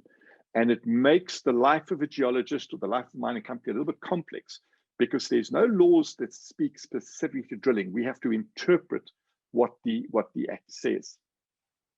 And the main act that we have to comply with in this country is what we call the Mine Health and Safety Act. Now, I wanted to talk very, very quickly about why the Mine Health and Safety Act governs what we do. Let me just go one slide further and it will all make sense. In our Mine Health and Safety Act, it defines a mine as any borehole or excavation in the earth made for the purpose of searching for or winning a mineral. So in other words, an exploration borehole, if we drill an exploration borehole, and in that borehole, the purpose of that borehole is to search for or to win a mineral, then that is defined as a mine. And so in this country, a borehole is a mine. And I can't say that strongly enough. Now, you've all worked, many of you work on mines. You can go in Johannesburg, you can drive to the west and you'll go past a mine called what we used to call Western Deep Levels. It's now called Mponeng Mine. It's a massive mine. They're mining gold at just short of three kilometers below the earth. That entire organization and a single borehole are governed by exactly the same laws. And so the person in charge of that borehole has to be aware of all of that legislation that governs mining, and it becomes very, very difficult. And we're not even going to try and go anywhere with that today in this little program. So what a geologist needs to do is you need to make yourself very familiar with the Mine Health and Safety Act. Now, it's easier said than done. It's actually, it doesn't matter what country you live in, you need to find out what legislation applies to the work you do, and you need to go and understand that legislation. If you don't understand it, find somebody who can explain it to you. Make absolutely sure that you understand what your duties are, and also more importantly, what your liabilities are. what will go wrong? What can go wrong if something goes wrong? What can the consequences be? Because that is, in this country, and we won't talk any more about this, in this country, the consequences are incredibly severe. The punishments, whether it's a criminal a conviction or whether it's a fine you pay, can be very, very high indeed. So geologists must be aware of what their obligations and liabilities are. The rest of this I'm not going to go through because it's not so important. Just to finish this section, I just want to talk very, very quickly. In this country, many of the delegates on this course, and please, if you're not South African, please excuse me for 2 slides here. I just want to talk a little bit about our Mine Health and Safety Act. We have in South Africa, going back to the early years, we had a shocking rate of fatalities in our mining industry. We had literally hundreds of thousands of people who were killed or injured on our mines. And the legislation back in the old days was draconian. It did not allow for input from workers, particularly black workers, in terms of matters of safety and health. People went to work, you did your work, and if you got killed, well, that was a bad day you had at work. We had really, really poor legislation. Over the years, there were many, many efforts to improve it, to improve standards of health and safety on our mines, but none of it really worked terribly well. Until 1994, when the new democratically elected government in South Africa appointed what became known as the Leon Commission of Inquiry. Colloquially, it was known as the Leon Commission of Inquiry. And that commission was set up to investigate health and safety on mines. And the result of that is our new Mine Health and Safety Act. It was enacted in 1996. I've read it 100 times, more than 100 times. It is really good legislation. It makes very good sense. It's very easy to read, and I encourage all South Africans to get a copy of it and read it. It is considered one of the best pieces of mining legislation in the world. And I'm not an expert in it, but I've looked at legislation from many other countries, and ours is very good. So even for non-South Africans, if you really are bored, you've got nothing else to do with your time, have a good look at our Mine Health and Safety Act, and it's a pretty good piece of legislation. Very quickly, it's made up of 8 chapters. So there's an act, and there are what we call the schedules to the act, and then there are the regulations to the act. And once you get into it and you start understanding it, you'll see how logically it is ordered. It makes very interesting reading if you ever have the time. And certainly South African geologists, you have to learn about the Mine Health and Safety Act. You have to do that. If you don't, you could most certainly expose yourself. I'm not going to talk anymore about these other parts here because they're a little bit superficial and maybe not of a great deal of interest to the guys who are not South African. But one last little piece I want to talk about here, one last bit about the Mine Health and Safety Act that is very relevant to South African delegates who are listening. One of the provisions of the Mine Health and Safety Act is it provides for what we call legal appointments. And what the Act does is it basically places the responsibility for safety on the employer. And the employer is the owner of the mine. So whoever owns the mine is ultimately responsible for health and safety. If anything goes wrong, they will be prosecuted and they will be jailed, or they will pay a fine, or both. And so what the Act provides for is it provides for the employer to make appointments, to appoint people in different positions to take some of that responsibility. And so we have, and anybody in South Africa, you would have come across these terms in your places of work. So we have this very clever legal appointment structure. And at each level of appointment, the person appointed legally accepts that responsibility. So we've got this very structured a pyramid, if you like, or structure of responsibility. And that's what makes it such clever legislation. So I encourage all South African delegates or all delegates to go and learn about what your legal responsibilities are in your place of work. Okay, the last little bit here, and we're doing pretty well for time now. The last little bit I want to talk about, the third aspect of what a geo must know is he must know some economic aspects. He must understand about the cost of drilling and what he can do or she can do, what the geo can do to influence the cost of drilling.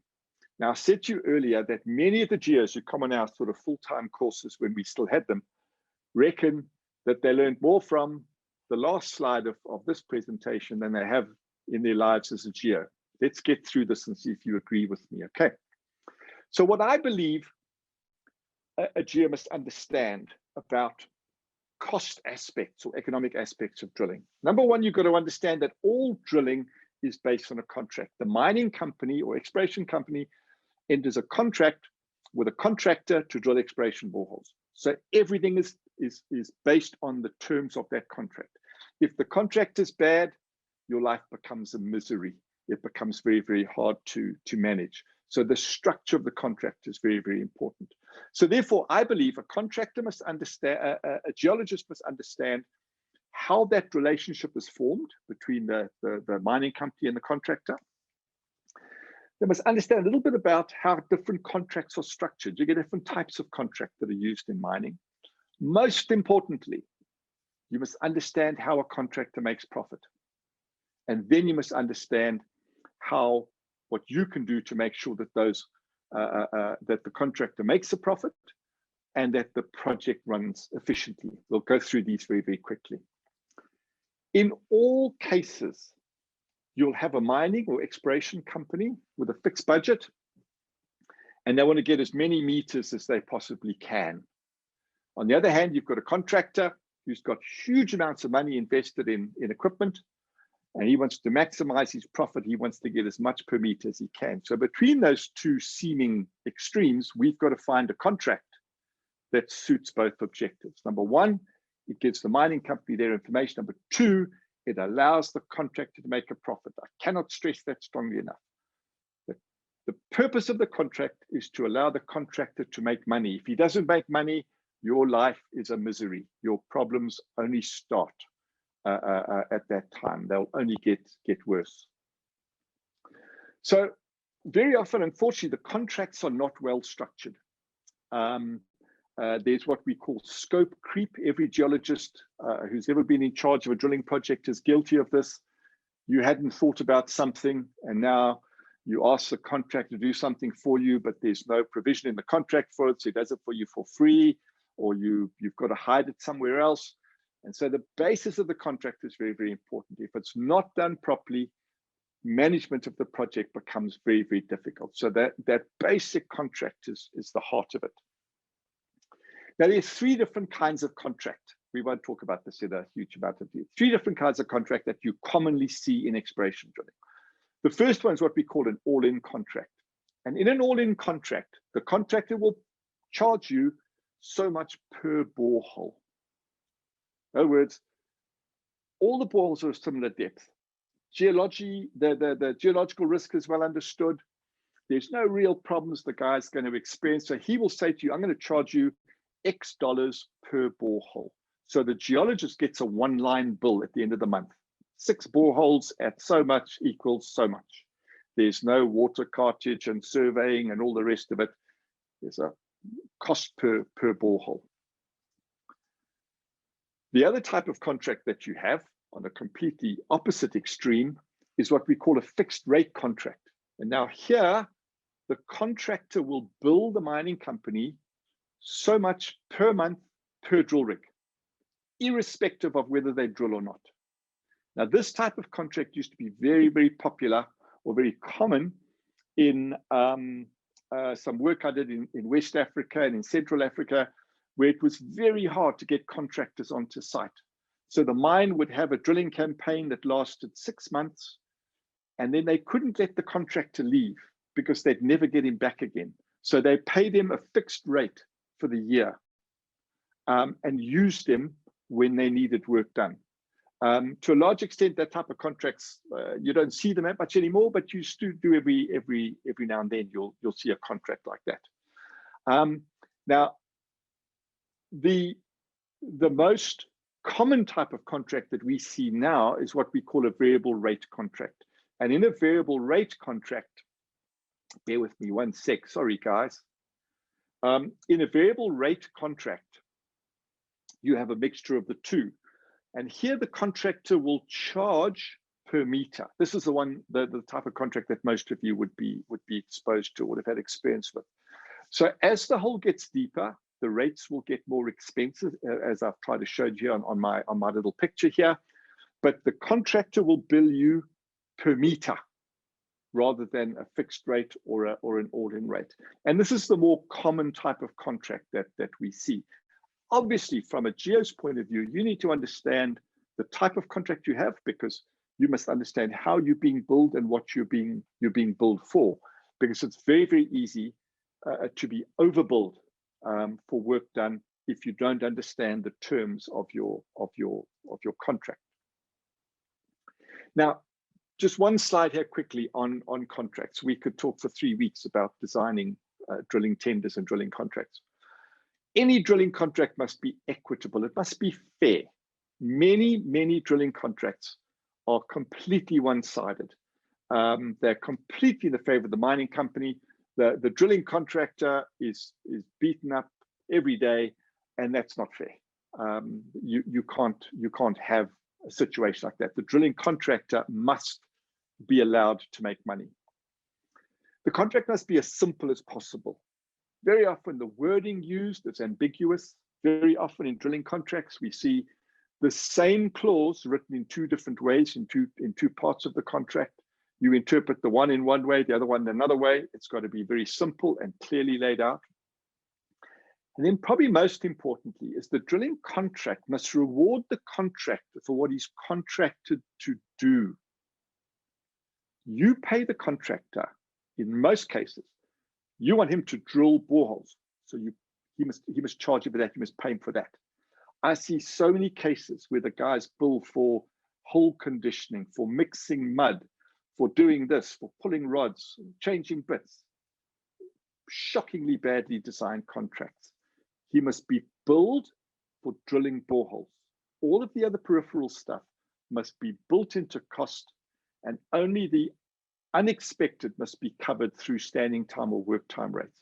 So it must be very cleverly designed. If your contract is not well designed, it makes management of it very, very difficult for you as a geologist. Okay, now comes the most important part, guys. This is the most important part. How does a contractor make a profit? Now, in many instances, people think that profit is a swear word, and people think that contractors are allowed to make profit. Contractors have to make profit. And I argue, and you can't shoot me now because I'm on a video call, but I argue that it's the geologist's responsibility to make sure that the contractor makes a profit. If he's a bad contractor, he should never have been there in the first place. You should never have employed him. But if he's a good contractor, part of your job is to help him to make a profit. Because if he's not making a profit, your life will become a misery. You will have safety problems, you'll have production problems, and your life will be a misery. So I want to talk very quickly now, very, very quickly, about how a contractor makes a profit. Even if you're not an economist, you can understand this very, very simply. A contractor's got 2 main types of costs. He's got what we call fixed costs and variable costs. So fixed costs will be costs that he incurs whether he's drilling or not. So he's got to pay salaries and wages, he's got rentals, he's got insurances, he's got lease costs on vehicles and on equipment and so on. Now those are fixed costs. If he drills or not, he's got to pay for that every single month. Then he will have variable cost. And variable costs are costs that he incurs only when he's drilling. So in other words, if he's not drilling, he's not going to incur bit costs or rod costs or drilling fluid costs and so on. So what the contractor will do, and we can't go into a huge amount of detail, is he'll calculate his fixed cost, he'll calculate his variable cost, he'll say, right, it's going to cost me this much to drill a meter of core. Then he'll add a profit margin to that. And that's what he would bid to the company. And if the company accepts his rate, that's what they will pay him per meter of core. Now, the amount of profit that he will add will be based on his perception of risk. How much of the risk is he covering? And his perception of the competition for work. If there's lots of competition for work, his prices will be low. If there's big demand for work, his prices will be high. And any of you working in this area of the business right now will know that rates are extremely high at the moment because you can't find contractors. Exploration is booming, and so contractors are charging a fortune for work. Now, guys, there are two very important principles here. Please, please, please, please follow these. Principle one is profit is the reward for risk. If in your contract you are asking the contractor to take most of the risk, geological risk or security risk, whatever the case happens to be, his profit is going to be high. Your rates per meter will be very, very high. And the second principle of business, this is so important. If a contractor is not making a profit, he cannot perform on site. He cannot perform on site. And so what that means, he will not be able to replace equipment. He won't be able to train people. He won't be able to maintain equipment. And what that means is you will have a safety incident. Not you might, you will. And the reason, the fault for that lies fairly and squarely on the shoulders of the mining company. I frequently see mining companies beat contractors down in price. They beat them and they beat them and they beat them until they're making no money at all. Then the guy has an accident, they say, you're a bad contractor, we're going to fire you. It is not the contractor's fault, it's the mine's fault.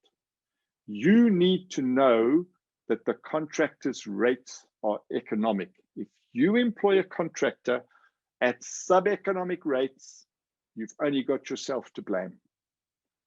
And I cannot stress that strong enough. So what I want to show you here is, I think there's 3 more slides and then that's it. Let's do a little sum here. Let's do a little example here. Let's assume that we have a project. We're going to drill 12,000 meters and we need 4 drill rigs to do that. And it's a high profile project. I've got to have it done in 4 months. The contractor bids $400 per meter to do this work. So the contractor is going to bill the mining company 12,000 meters times 400, that's $4.8 million. His fixed costs, he's done his sums and his fixed costs are $200,000 a month. He's got 4 months of work, so that's 4 times 200, that's $800,000. And his variable cost, he's calculated this $200 per meter. So his variable cost will be 12,000 meters times $200, which is $2.4 million. So therefore his total cost will be 3.2 million. So he will make a profit of 1.6 million. Many geologists will fall off their chairs and say, gee, we should become contractors. Look at how much money we make. But it's not that simple. So he's going to make $1.6 million. But typically what happens is this. The mining company haven't got their licenses in place, or something happens, or there's an incident on the mine and they shut the contractor down. And instead of him taking 4 months to do the work, it takes him 6 months. And now all of a sudden, instead of his fixed costs being 4 times 200, they are now 6 times 200. And so what we've done is we've dropped his profit from 1.6 million to 1.2 million. We've taken away 25% of his profit.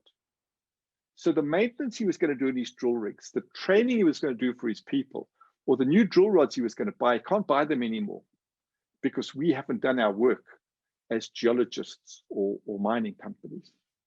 And that's the net effect. That's what happens.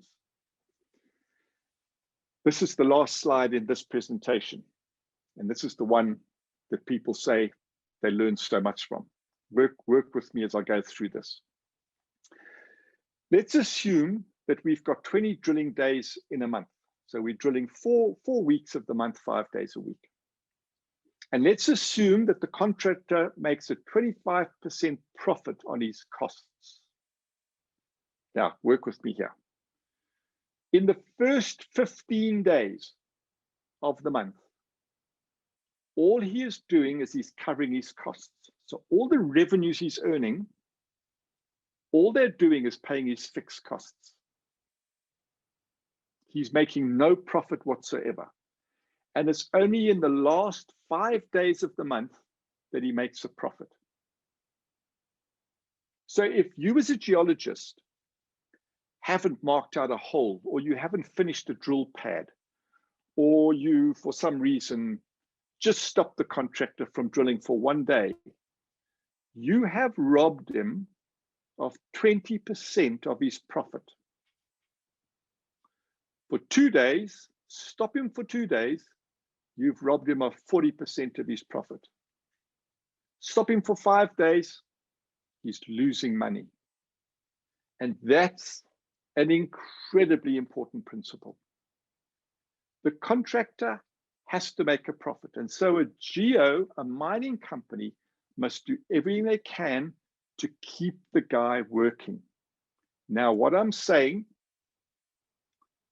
if there's a safety issue, stop him. No questions asked. Absolutely no questions asked whatsoever. If it's something, you stop him because you haven't done your work on time, or because there's some other impediment put in the way, some other hurdle put in the way, you are going to put that guy out of business, and I'll guarantee you, you will have a safety issue. I guarantee you. So what can you do as a geologist to improve or to reduce the cost and to allow the contractor to make a profit? Don't allow him to stand unnecessarily. Do your work on time. Make sure other people do their work on time. Support him in terms of getting his equipment onto site. Minimize onboarding and induction delays. We have got mines in South Africa, they're customers of mine that I work with, who stand for 3 months trying to get a drill rig onto a mine. For 1/4 of the year, they're standing outside the gates of the mine trying to get permission to get into the mine. You're killing contractors. You're doubling safety risk, because when the poor guy does get on site, he's got to make up for that 3 months of lost time. And then the other thing you can do is to apply the conditions of the contract fairly. I'm not suggesting that we mollycoddle contractors, but what I am saying, the contractor's there to work for you. He's going to drill the hole for you. He's going to give you the sample upon which you're going to pin your reputation, and you're going to build a new mine. So make sure that guy is the source of everything that you're going to get as a geologist. Make sure you look after him properly and give him the opportunity to make the profit that he needs to make. Okay, that's what I wanted to say there. So just to summarize, there are 3 aspects to what a contractor, to what a geologist needs to know. You need to understand quality of sample, you have to understand safety, and aspects of efficiency. And if you bear that in mind, focus yourself in those directions, you'll be able to get the kind of knowledge that's going to make you a good and efficient geologist. Very quickly, through the Geological Society, we do 2 what I believe are fantastic courses. We run an online drilling methods and techniques course through the Geological Society. It's an online program similar to what we're doing here. And Nolene will let everybody know about new dates for one of these programs in the near future. We also do a program we call Drilling Skills for Geologists. It's a certificate program. It's 9 courses. It's very long, take you about 6 to 8 months to do. And we go into all the stuff I spoke about today in massive detail. And you can find details on that on our website. There's a web address there. So please have a look on there, and you can most certainly contact us if you've got any more information, either us or the GSSA. We do these courses through the GSSA. And finally, every geologist, because you've got a safety responsibility, you have to subscribe to a website that we run called Drill Safe. The web address is there, www.drillsafe.co.za, ZA, or for Americans, ZA. And I won't tell you more about it. Just go on to it. It's a website we run. We publish articles of a technical nature, of a safety nature. And if you're a geologist, you simply have to subscribe. It's free. You go on, put your name in, put your email address. You'll join a mailing list, and we send you mails every now and then. It will keep you up to date in safety trends, in safety incidents, alerts, and so on. So please log on to Drill Safe, subscribe to it, and then add to it. There's facilities for you to add information to Drill Safe if you have information to add as well. Okay, Nolene, Tanya, that's me. I'm done, and I've got 1.5 minutes to spare. So I don't know if we've got any time for questions or comments. Yes, of course we do have, Colin. Okay, we've got a couple of questions in the chat box. Firstly, Yes. Given wants to know whether you offer drill rig operating short courses. No, we don't. No, not driller courses. No, but anything around that, supervisor, safety officer, geologist programs we do, but no, not driller courses. No, we don't. Thank you. Carrie has a question. I don't understand the example you've given that a contractor could spend 3 months outside the gate waiting for permission to get into the mine. We imagine that the appointment of a contractor by the company and or issue of a purchase order from the procurement office would qualify, as we are expecting this person to enter our mine. So what would be the cause of the problem in the scenario that you've just put forward there? That is such a good observation. In South Africa, and it's similar in other mines, in other countries, in order for a contractor to be allowed onto a mine, his equipment has got to be audited, it's got to be inspected and signed off by the responsible engineer. And that's where the problem starts. The engineer will find an issue with it. I'm not suggesting that the issue is trivial, but very often they find issues. There's no standards that they apply. We tried very hard to get them to apply one set of standards, but different people think about things in different ways. And I'm not exaggerating when I say 3 months. I'm not exaggerating at all. And many people on this program, I recognize many of the names here, will bear me out. Contractors spend enormous amounts of time, and it's just to get the approvals, the safety approvals to get onto the mine. So I think that answers the question. Thank you. Pete has a question. Do you have any comments on new drilling technologies such as coil tube drilling, waste management, or similar things? Yeah, look, gee whiz, there are some incredibly exciting drilling technologies that are becoming more and more available in the industry. Gee, there's so many of them. And if that's the Pete Roberts that I know from Anglo, yeah, Pete, there are dozens of them. You know, new types of drill rigs, remote control on drill rigs, hands-free rod handling systems, data management systems. There are many drill rigs, many companies now are running solids removal units. So instead of having earthen sumps for our fluid, we've got above ground mechanical separators, stacks of them. And if you look at Drill Safe, at that website, we actually have got some very interesting articles on many of these concepts, many of these new technologies. So have a squiz at Drill Safe. That might answer some of your questions there too.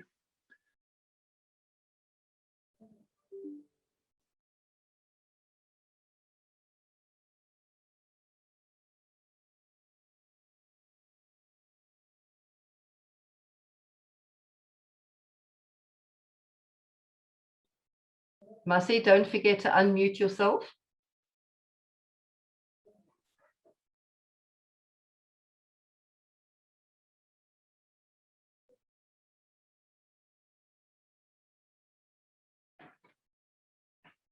Masi, you need to unmute yourself.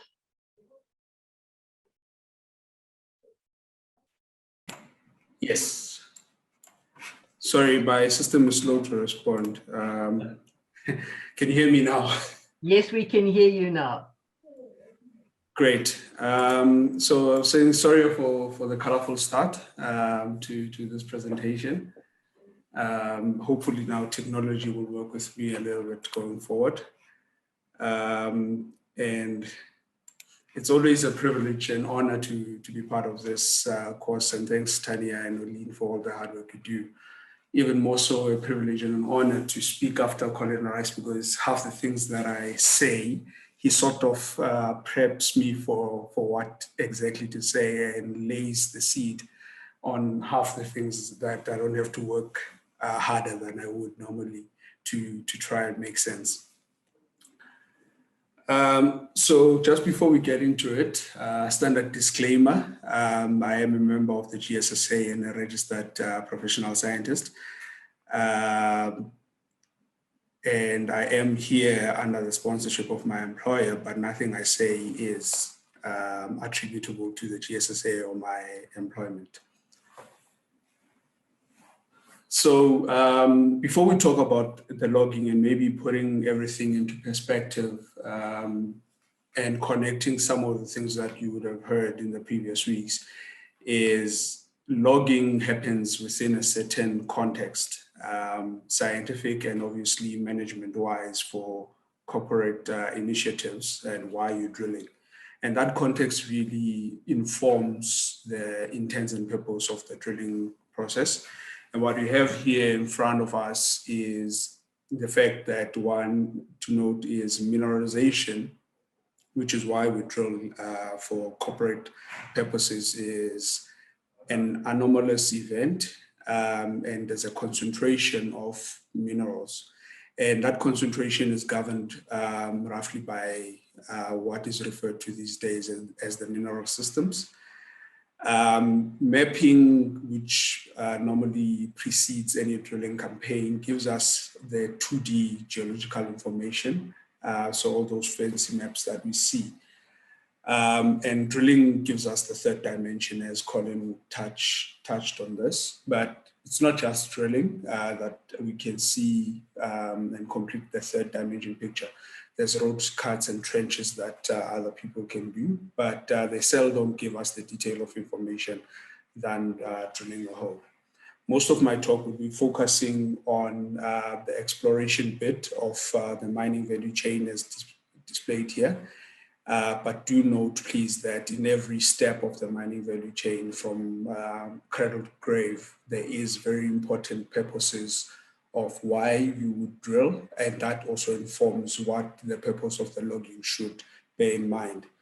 What I've highlighted in red are typically where you would want to have the diamond coring drilling done. And like I said a few seconds ago, that most of the logging I would be talking about refers to diamond core logging. But where applicable, some of the things are actually can be used as well for the percussion and the RC type of drilling. In terms of just governance systems and the reporting codes is basically the thinking, and please we'll come back to this thinking and talk a little later. That's about the exploration results going all the way to defining a resource and applying modifying factors to getting that resource to an economically or commercially viable portion of the resource that you can mine. And this is what we want to mine, but this is what the ground hosts. So in terms of the mineral systems, it is largely about how do we get to target generation and continuous review of genetic models, because we want to drill where there is a commodity or potential of a commodity.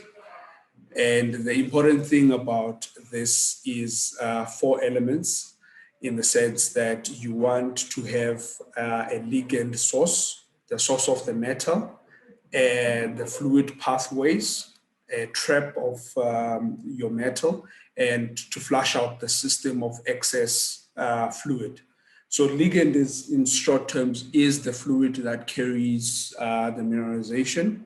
The source of the metal is, where is the metal going to come from in the ground? Are you going to leach it from one rock in one area, or through some tectonic event, you're going to introduce that metal?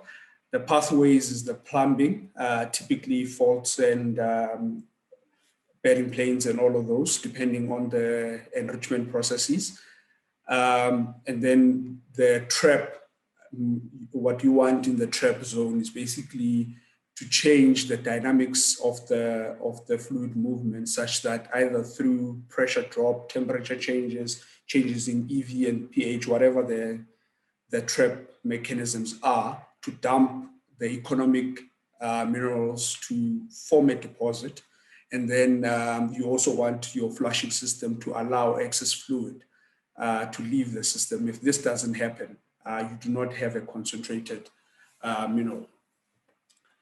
In terms of the mineral systems, and if you look at major deposits across any type of tectonic environment, we see that there's typically a great overlap between major tectonic events with forming the biggest deposits, as you can see here, with porphyry copper deposits, layered intrusions like the Bushveld complex, or the Northern Cape, which is an iron manganese oxide enriched terrain with some far-flung areas that are more on the copper gold side of the equation.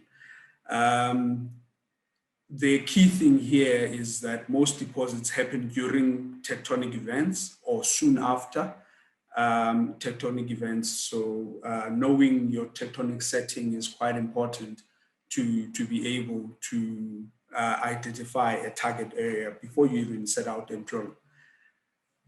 In terms of knowing that part, and still in the context now, like I said earlier, is that the mapping bit gives us the plan view, and those that are familiar with geology would recognize this map from the Northern Cape region. Essentially, what this shows us is the plan view on the surface of the earth. And remember, Colin did mention that we drill for the Z to know what's happening with depth. And displayed here is one of outcrops, or very rare outcrops of iron and manganese enriched in this terrain. Knowing this is very good and important for background, because you need to know where in 3D on the surface of the earth your borehole is, and we'll come back to this in a moment.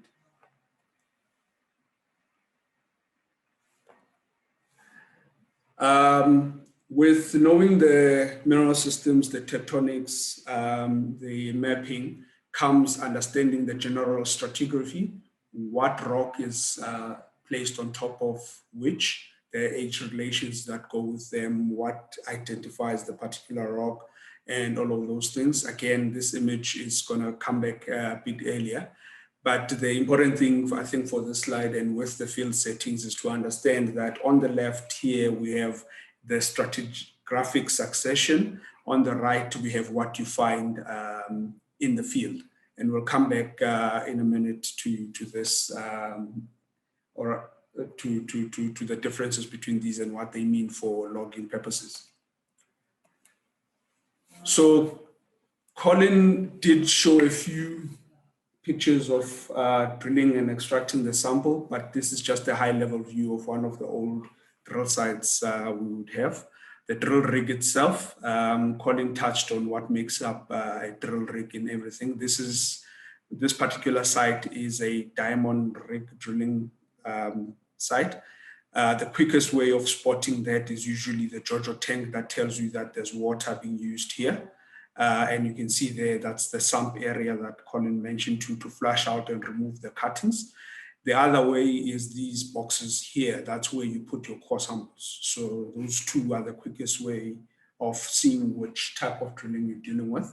But if you're familiar with drill rigs, you can see other things as well, like that core barrel bench there. Typically, that's where you lay out the core as it comes out. Not all rigs are red. Some of them are yellow. Some of them are in very old and ancient type of a setup. This is a site near Belgersfort that I once worked in. As you can see that in this particular site, the concept of covering the sump area with steel grids to prevent things and people falling in was not exactly in the mines. And you can see you're drilling within a community. So there's a bit of stakeholder management to be done when this activity is performed, particularly considering that drill rigs are loud. So you don't want to be drilling early in the morning or at night when people want to be resting. But if that's what the project calls for, then you need very, very key stakeholder management skills. In these days, there's also advanced drill rigs. Just an example here is one of the rigs that Colin briefly suggested that is available in the market. This is a completely hands-free rod handling rig. Long story short, you have a rig operator sitting there and a second operator almost in front of the rig. And they're using remote control systems to basically feed these rods on the carousel down the hole. For me, this picture is very important in the sense that it highlights the fact that technology advancement does not necessarily always eliminate a person's job. This particular rig has one operator and the previous one. This one has two rig operators. One handles the rotation unit. The other one handles the arm. You can't see the arm here, but it's parallel to the mast that handles the drill rods. The same operator also is trained and capable of using the higher arm at the back of the rig. And the purpose of this is to swap carousels if this carousel is empty and it reaches the limit, or it reaches the limit when you pull and you still need to handle more rods. You can remove this portion of the rig, put it down next to the machine, load another one, depending on the need.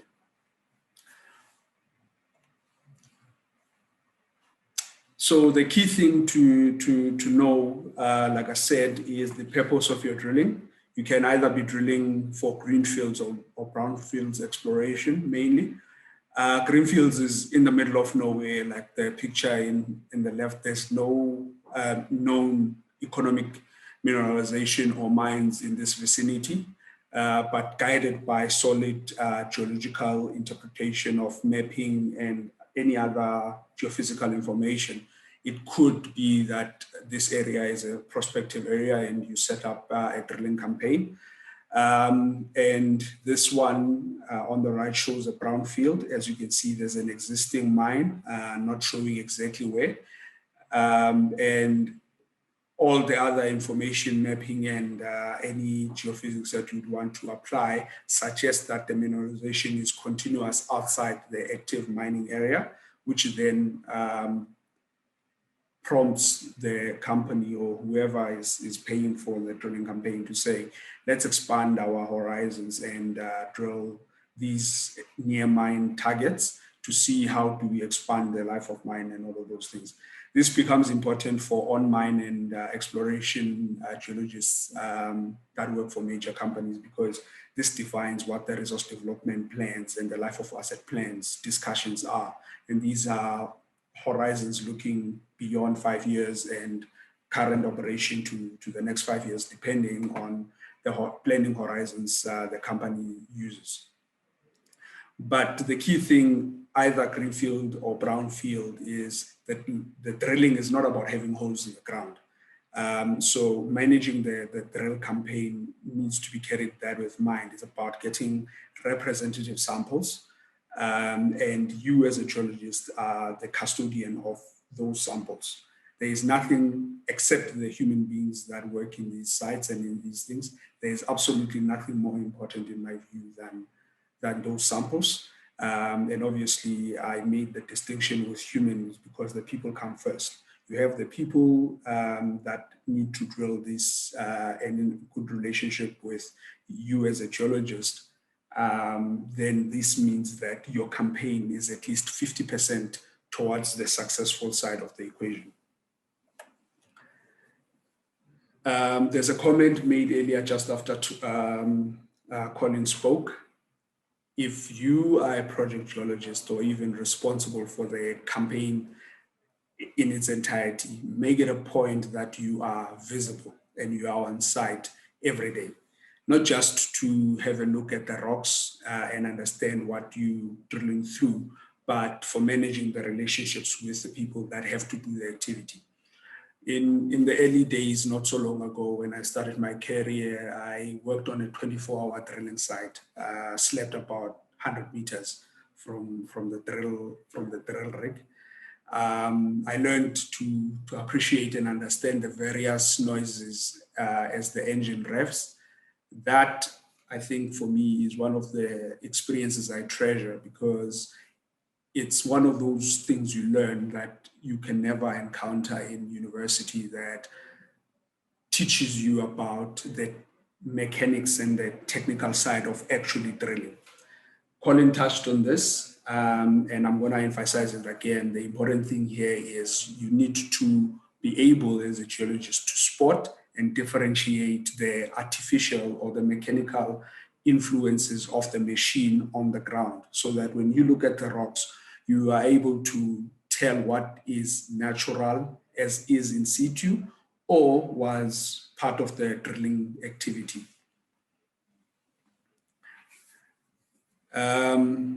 So the coring or the diamond drilling type is a relatively non-destructive method.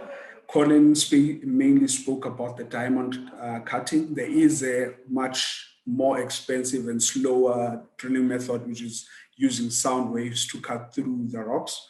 And the machines are enormous. So at the moment, the technology here would make you unpopular with the environmental guys because the footprint you leave behind or you need to get the drilling done is enormous. But the value either way is the fact that you can preserve through the drilling process the as is in situ natural features of the rock.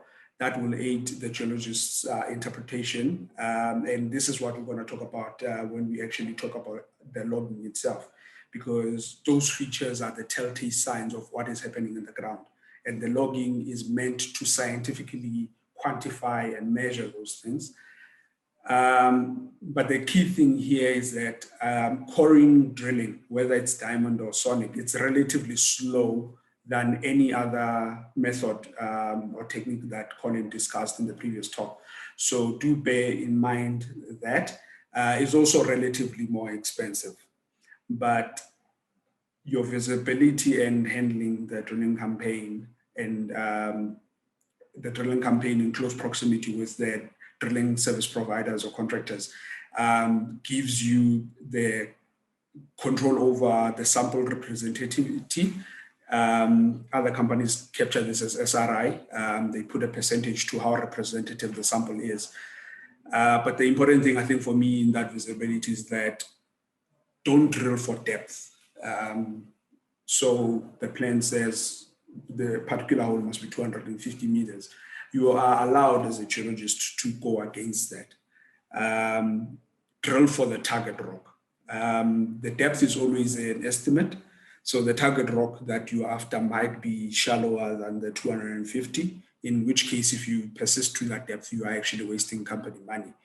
But it might happen for all sorts of reasons geologically that the target rock is either not there or is sitting much deeper than anticipated. And you need to be able to justify your decision to carry on drilling if that's what you decide. And as you can see in this core box, there's a number of discontinuities in the sample. In some areas, it's just the way it is that you're going to drill through fragmented and broken formations. In other areas, you can get up to a couple of meters that the drillers have to break the sample themselves to fit it in a box. But being present on site and seeing these things allows you to get a full picture of what happened during the drilling. And I think, especially in large organizations, this is the part most geologists actually don't really like, being out in the bush, because it's hot in summer or very cold in winter, especially if you're in Northern Cape. And they miss out on some of these details, understanding the in-process experiences of the driller and what the rocks went through in the handling process. And those things influence what a geologist will end up doing when they log. Please know your core sample sizes. Colin mentioned this briefly, but didn't mention much detail. But the important thing here for most projects, especially exploration, is these 4 sizes: BQ, NQ, HQ, PQ. Ordered here, it's in increasing diameter size, BQ being the smallest and PQ being the largest. Just as a note, all of these written here are referring to wireline drilling, not the conventional drilling that Colin mentioned earlier. There are equivalent sizes in the conventional drilling that give you about the same diameters as this. For example, if I remember correctly, that diameter for HQ is about a TNW conventional size, but most of those rigs are hard to find, or rather, most of that drilling is seldom done. Most drilling now is wireline based, using an inner tube or 2 inner tubes, in which case it talks to this bottom lot. The 3 just means that there's 3 layers. There's an inner tube, there's an inner tube, there's an inner tube, then there's a corebarrel, and your sample sits in the innermost of those 3 layers. That's the simplest way I think of it. These ones are more important in friable formations, or if you are specifically drilling to get structural and geotechnical information. You do not want your drilling activities and the drillers impacting on the structures and fractures and geotechnical properties of the rock. You want to limit that as much as possible. So these ones at the bottom then are more useful. In terms of starting the hole, typically though what happens is you start with the biggest diameter at the top, you case that portion, then you go into a smaller diameter and then you drill to depth. Most prospecting holes, you would end them on an N-tube size, but it does happen, you get complications downhole, or you want to satisfy a little bit of curiosity, you negotiate to drill deeper than planned. And usually then you can go to a BQ sample, which is relatively faster and cheaper, but smaller, obviously, like I said, in diameter. So that would give you the information after, but at a compromise of the sample you get. With progressing time and different levels in your exploration or mining value chain for that matter, this is just a schematic demonstrating the increase of expenditure.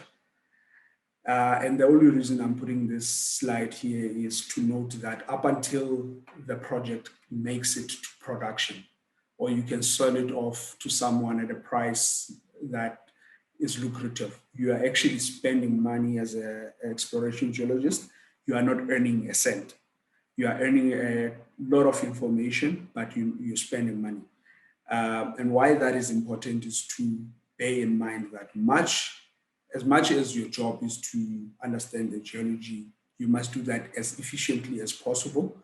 And working with your drilling contractor is very important in this equation, because if you do not have a good relationship, you're either going to impact on their ability to make money, and they're not going to like you, or they're going to overbill you for things that they shouldn't be because they can. And either way, having that understanding helps you manage those dynamics. Bear in mind the iterative nature of each project, that you get information, you plug it back into some sort of data reconciliation. That helps you govern moving between the stage gates. Ideally, we want to skip most of these early stage gates to get to feasibility, depending on the information that we have. But obviously, we shouldn't compromise the early phases of exploration trying to get to feasibility, because most of the projects get destroyed by poor information management by the geologists, more than it is the economics actually. And bear in mind the mineral systems approach that we spoke about earlier, because that becomes your guiding framework into defining your next target as you progress through the stage gates. So now we're going to talk briefly about the quality assurance and quality control measures, and there's just 3 that I picked on. We do not have time to go through the entire full list of possible quality assurance methods that you could apply as a geologist. But the important thing here is that the drilling is now done. Before you run off and you start logging, or you log as it goes, you need to be sure that your data is as representative as possible of the ground conditions and is repeatable. So quality assurance and quality control become very crucial. What this slide is showing is essentially the onset of that, and this is the gyroscopic survey. There's other methods of directional survey that you can apply. Gyroscopic has become a very popular one simply because it is not susceptible to magnetic terrains. Some rocks we drill through are magnetic, so you don't want to put something that will be susceptible to magnetic signatures in the rock. For those that have no idea how a gyroscopic survey works, I hope this short clip shows you. So the gyroscope in this case is in the head of the pigeon, and as the body moves, has no influence on the orientation of that head. And this is basically the concept of getting the deflection in the hole, because not all blend holes follow the direction they are actually meant to follow. So get the eye in and just build your head now, thinking somewhere sitting in that steel rod is a gyroscopic measuring tool that tries and fixes its position relative to the hole, and it measures everything that moves in the gyroscope relative to a fixed position, just to know where it is in 3D space. What you get out of that is data like this, and quick eye, and I cut this data set very shallow. Most of the time, there's quite good proximity to the direction if this was a vertical hole near the top. But as you can see on the images on the left, whether looking at the whole profile from a north-south or east-west, there's significant deviations to plant depth with increasing depth. And if you look at it in blend view, it means something like this. Now, as you drill in a set grid, but your hole actually intersects a number of section lines and deviates from the blend grid. So knowing this is very important. Even more so, I'd say, as a starting geologist, if you can learn how to plot this, you can flex your 3D visualization muscles. But there are softwares, and most modeling softwares can actually do this on their own. I think the first talk this morning did sort of touch on this, but there's all sorts of service providers to gyroscopic or any type of survey for that matter, with the tools that helps to visualize what the propagation of the drill string or the hole is like in 3D space. In some instances, you actually do plan for the deflection. You want to deflect. So what's displayed here is a mother hole with a number of deflections that are driven by wedges. So what would happen is you drill first the initial hole and you intersect all the rocks that you're after. Then you pull back the drill string to a predefined depth above the target. And through that, you set a wedge in, and the wedge forces a deflection in any direction that you want in the hole. The benefits to this really is a quicker to answer, but it also gives you a relatively cheaper way of drilling a very complex deposit. Typically, the platinum and gold guys like this type of drilling because they are drilling for a very thin reef at great depth. So you don't want to have 10 parallel holes starting from surface, targeting the same horizon. You want to optimize on one well-constructed mother hole to keep deflecting as many times as necessary. So just bear in mind with those plans and needs as per project need. The most common one that most geos are familiar with in the QA/QC methods is the material recovery. But before we talk to that, please bear in mind the packing of the sample in the box. That plays a very big role in how you interpret the material recovered. So what this means essentially is that if you drill 3 meters, you will not necessarily recover 3 meters of rock. What it means is you will recover some amount of rock that you need to reconcile with the advance. It happens that you recover a fraction more than you actually drilled. There's all sorts of reasons why that happens, but most instances you lose most of the material you drill, especially in friable ground conditions or drilling across significant geological structures. The other thing after the packing of the core is the cleaning of the core, please.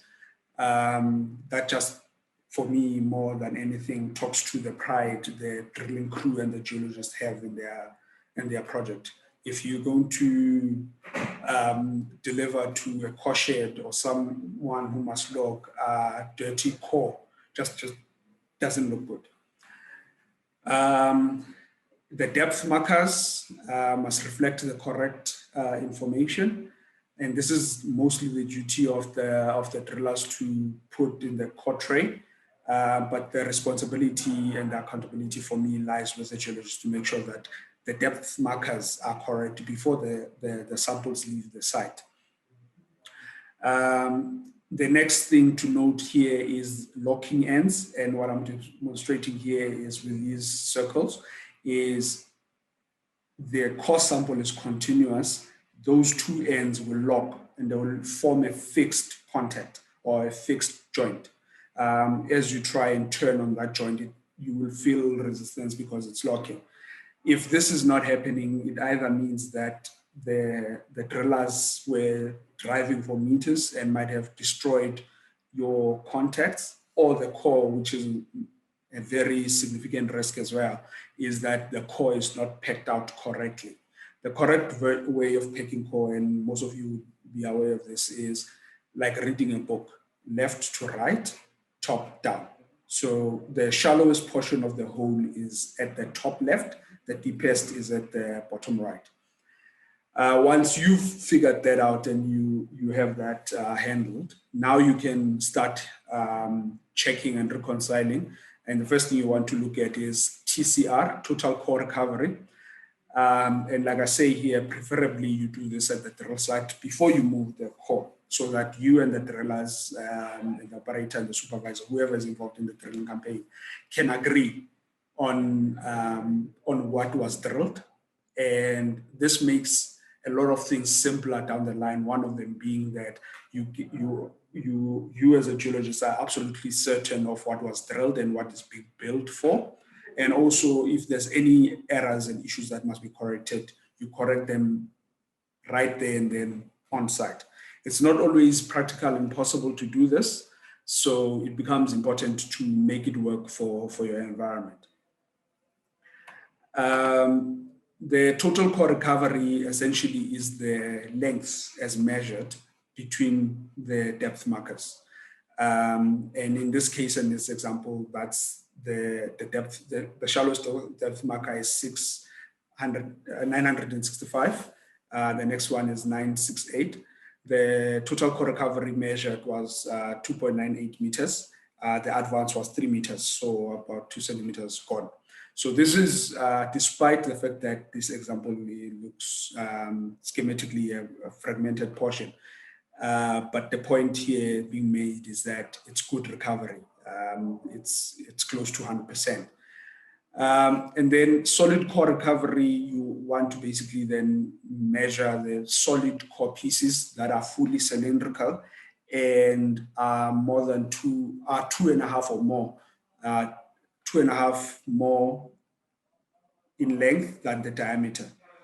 So you're looking between natural breaks and 2.5 times the diameter. That's what defines solid core. Anything smaller than 2.5 geotechnically or structurally is taken to be broken core. And in this case, that is 2.05. Why this number is by itself is actually meaningless, but it becomes important when you have to talk about RQD, which is largely a geotechnical property, but it becomes very important when you have to integrate later in your interpretations some structural information in your geological interpretation. What RQD is rock quality designation, and it's basically how much of the recovered core is solid. It's basically that.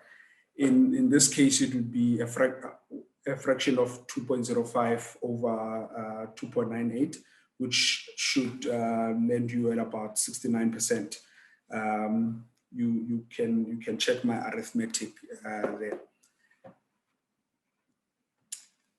Once you've got the handle of all of these, in my view as a geologist, now you are set to actually do the traditionally labeled as logging, which is describing the rocks.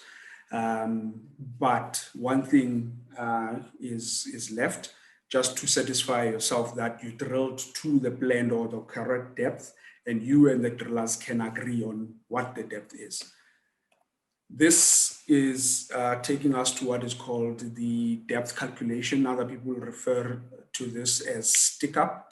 I don't use stick up because it feels like someone is referring to being held at gunpoint. So I prefer calling it depth check because quite literally what you're doing, you are verifying the depth. Before we speak into the details that go into a depth check, what I recommend and I've done in projects under my care is integrate a basic safety, health and environment and quality check, yes and no type thing for the geologist. And the reason I do this is if I am designated responsible and manager for the campaign as 3.1, like Colin mentioned of the South African law, there's Mine Health and Safety Act regulations. You want to have the satisfaction, even if your eyes are not there all the time, that the things that are legally going to put you either with the DMR for Mine Health and Safety Act or MPRDA, or even reporting purposes, are sort of being checked on regularly, and you build the paper trail. So these are the ones that I developed in my history. Some of them are quite important for environmental purposes. Some of them are safety things. And then the other ones are just basic hygiene and the environment the crew has to to work in. This, coupled with the company's policy on safety, health, and environment, helps you as a geologist to feel and remain that you are in charge and in control of your drilling campaign. The rest of the information I like integrating here is just a chain of custody. Did you as a geologist have a conversation with the supervisor to make sure that the downhole survey, the deflection surveys that must be done, or the geophysics, whichever suite of surveys you want to do, is done? And this needs to be a positive confirmation. Never make the assumption that you've stopped the hole, you've reached bottom, that it's gonna be checked by the drillers. Typically, most downhole surveys are subcontracted to drillers. So never make the assumption that they will call these guys and they will come on site and do the work. In some instances, what happens is that you want to do these surveys while the driller is standing on site. Obviously, the drillers don't like this idea because it means the machine is standing. They don't make a lot of money when the machine is not drilling, like Colin mentioned. So it's best to make sure that positive communication is also done to make sure that they don't escape doing it and should change you all in the thinking that the quicker they move to the next site, the quicker they start drilling again and start making money. What's good in terms of setting up a contract for the purpose of this is to have it written in the agreement with the contractors that if it takes you an X amount of time to survey, you can start billing standing time. Then they know that the motivation of running to the next hole and start drilling is off the table. They can relax and do the survey as per expected. This is not a must-have, but I recommend for you as a geologist, if you have a very curious project manager, you want to have a rough estimate of whether you have ore in the box, yes or no. And you want to have a rough estimate of the thickness, because it might happen that some of your drilling is you drill as budget is made available, and someone at a very senior level is trying to minimize costs, and your drilling could make or break that project. So every drill hole becomes absolutely important that they know you did intersect mineralization or not. And if you have a streak of missing mineralization, they might very well kill your project.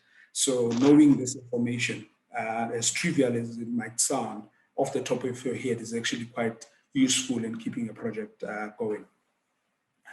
Now, in talking about the depth check itself, what is important to know?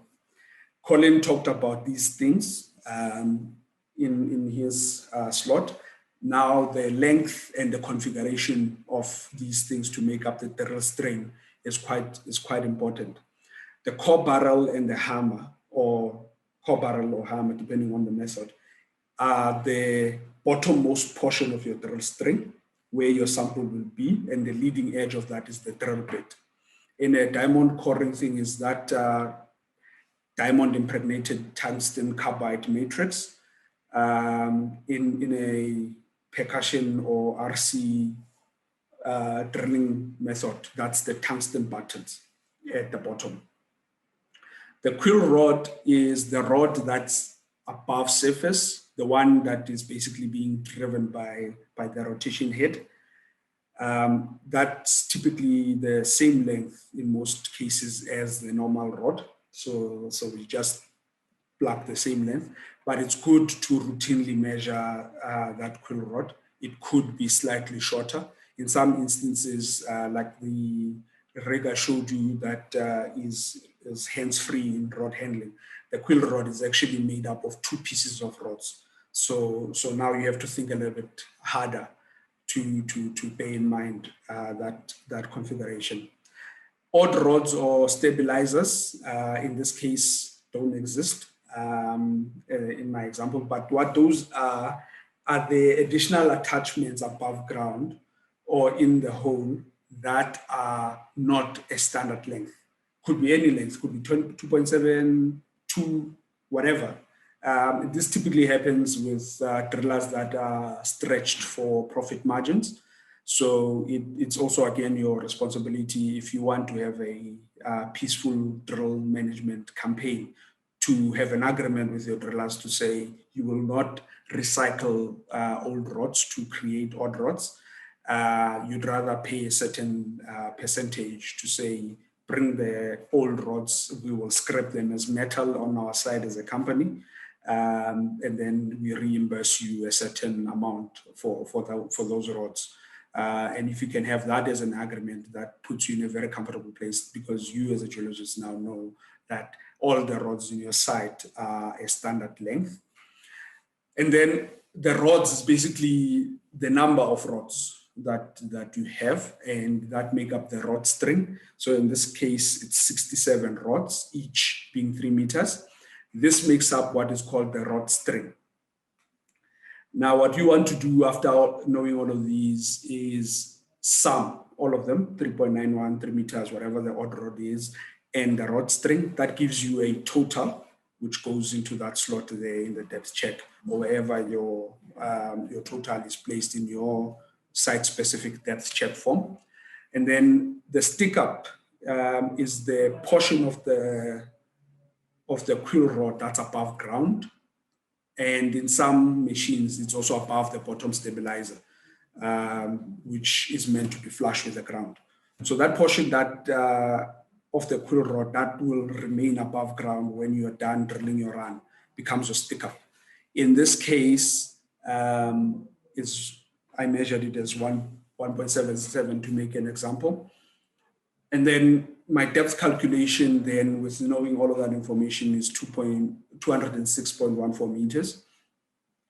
And I think we're good to pause for about 5 minutes here, and just maybe allow you guys to quickly figure out if this matchbox calculation is something you can quickly do. And then maybe, Tanya, in about 5 minutes time, let's say just about 20 to 12, we can resume again. I'll leave this slide on because all that follow is just a quick exercise of depth check. I know there's some senior people on the call that probably are quite familiar with this. So if you can double check if my arithmetic works, or if you still remember how to do the quick matchbox calculation. But I think it's beneficial as a starting geo that configuration you understand. So yeah, Tanya, can you do that? Yes, certainly, Masi, no problem with that. Okay, thank you. I see I've taken up now an extra minute, so 5 minutes just places out at about 11:43, but I'm comfortable to start again at 11:45. 11:45 will be fine.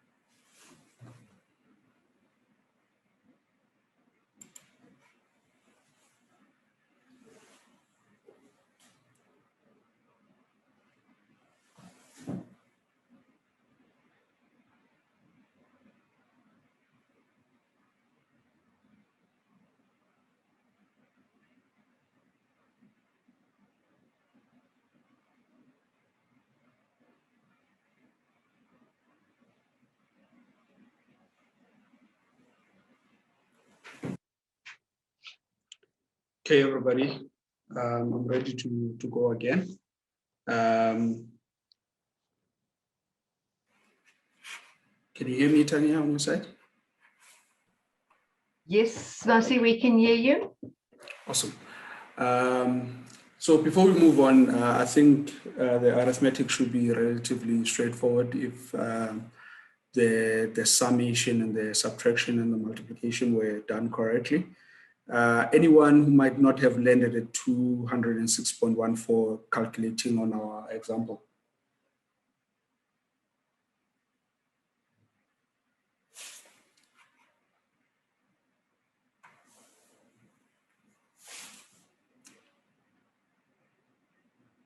Okay, take it that we're all comfortable with the arithmetic. And if that's the case, we can move on talking about actually logging. But do feel free to stop me if you want to quickly spend a minute talking about the arithmetic.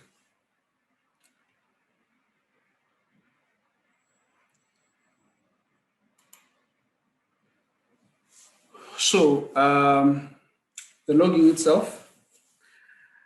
So the aim really is to delineate an ore body. So when you go into the logging, please always begin with the end in mind.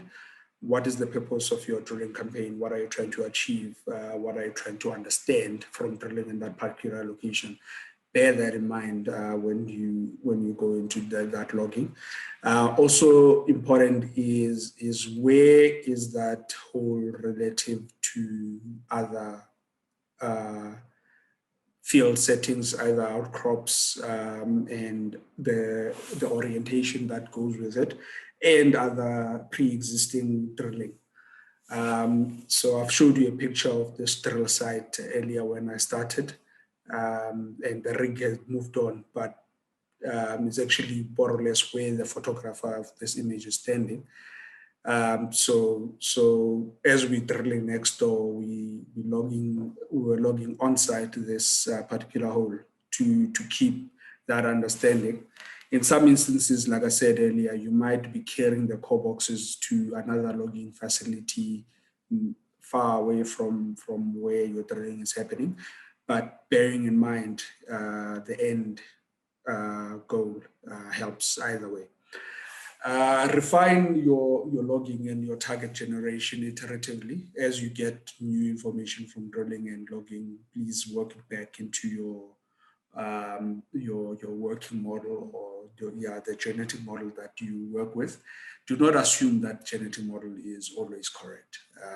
There are exceptions. There are instances where you might be making an erroneous decision if you assume that the publicized and written in literature genetic models or the one the company works with is absolutely correct. I think the history of mineral deposits and mining has a lot of case studies where opportunities were missed simply because people followed an erroneous model. With that, also keep working estimates of your mineralization. I did mention, like on this particular site, you're working on a very tight budget. You want to know whether you did intersect mineralization or not, or the target rocks or not. And you want to know the rough tons or volume thereof. And if you can estimate potential grade based on other properties, give it a step. Please don't be afraid to do this. And this for me is the beginning of the interpretation of what is actually happening. And this is what being a geologist for me is about. It's not about describing the rock. That's a good part and that's a prerequisite, but we are not being paid to describe rocks. We're actually being paid to derive meaning from those interpretations. So make your working estimates, whether volume, tons, or grade, if you have means of doing that.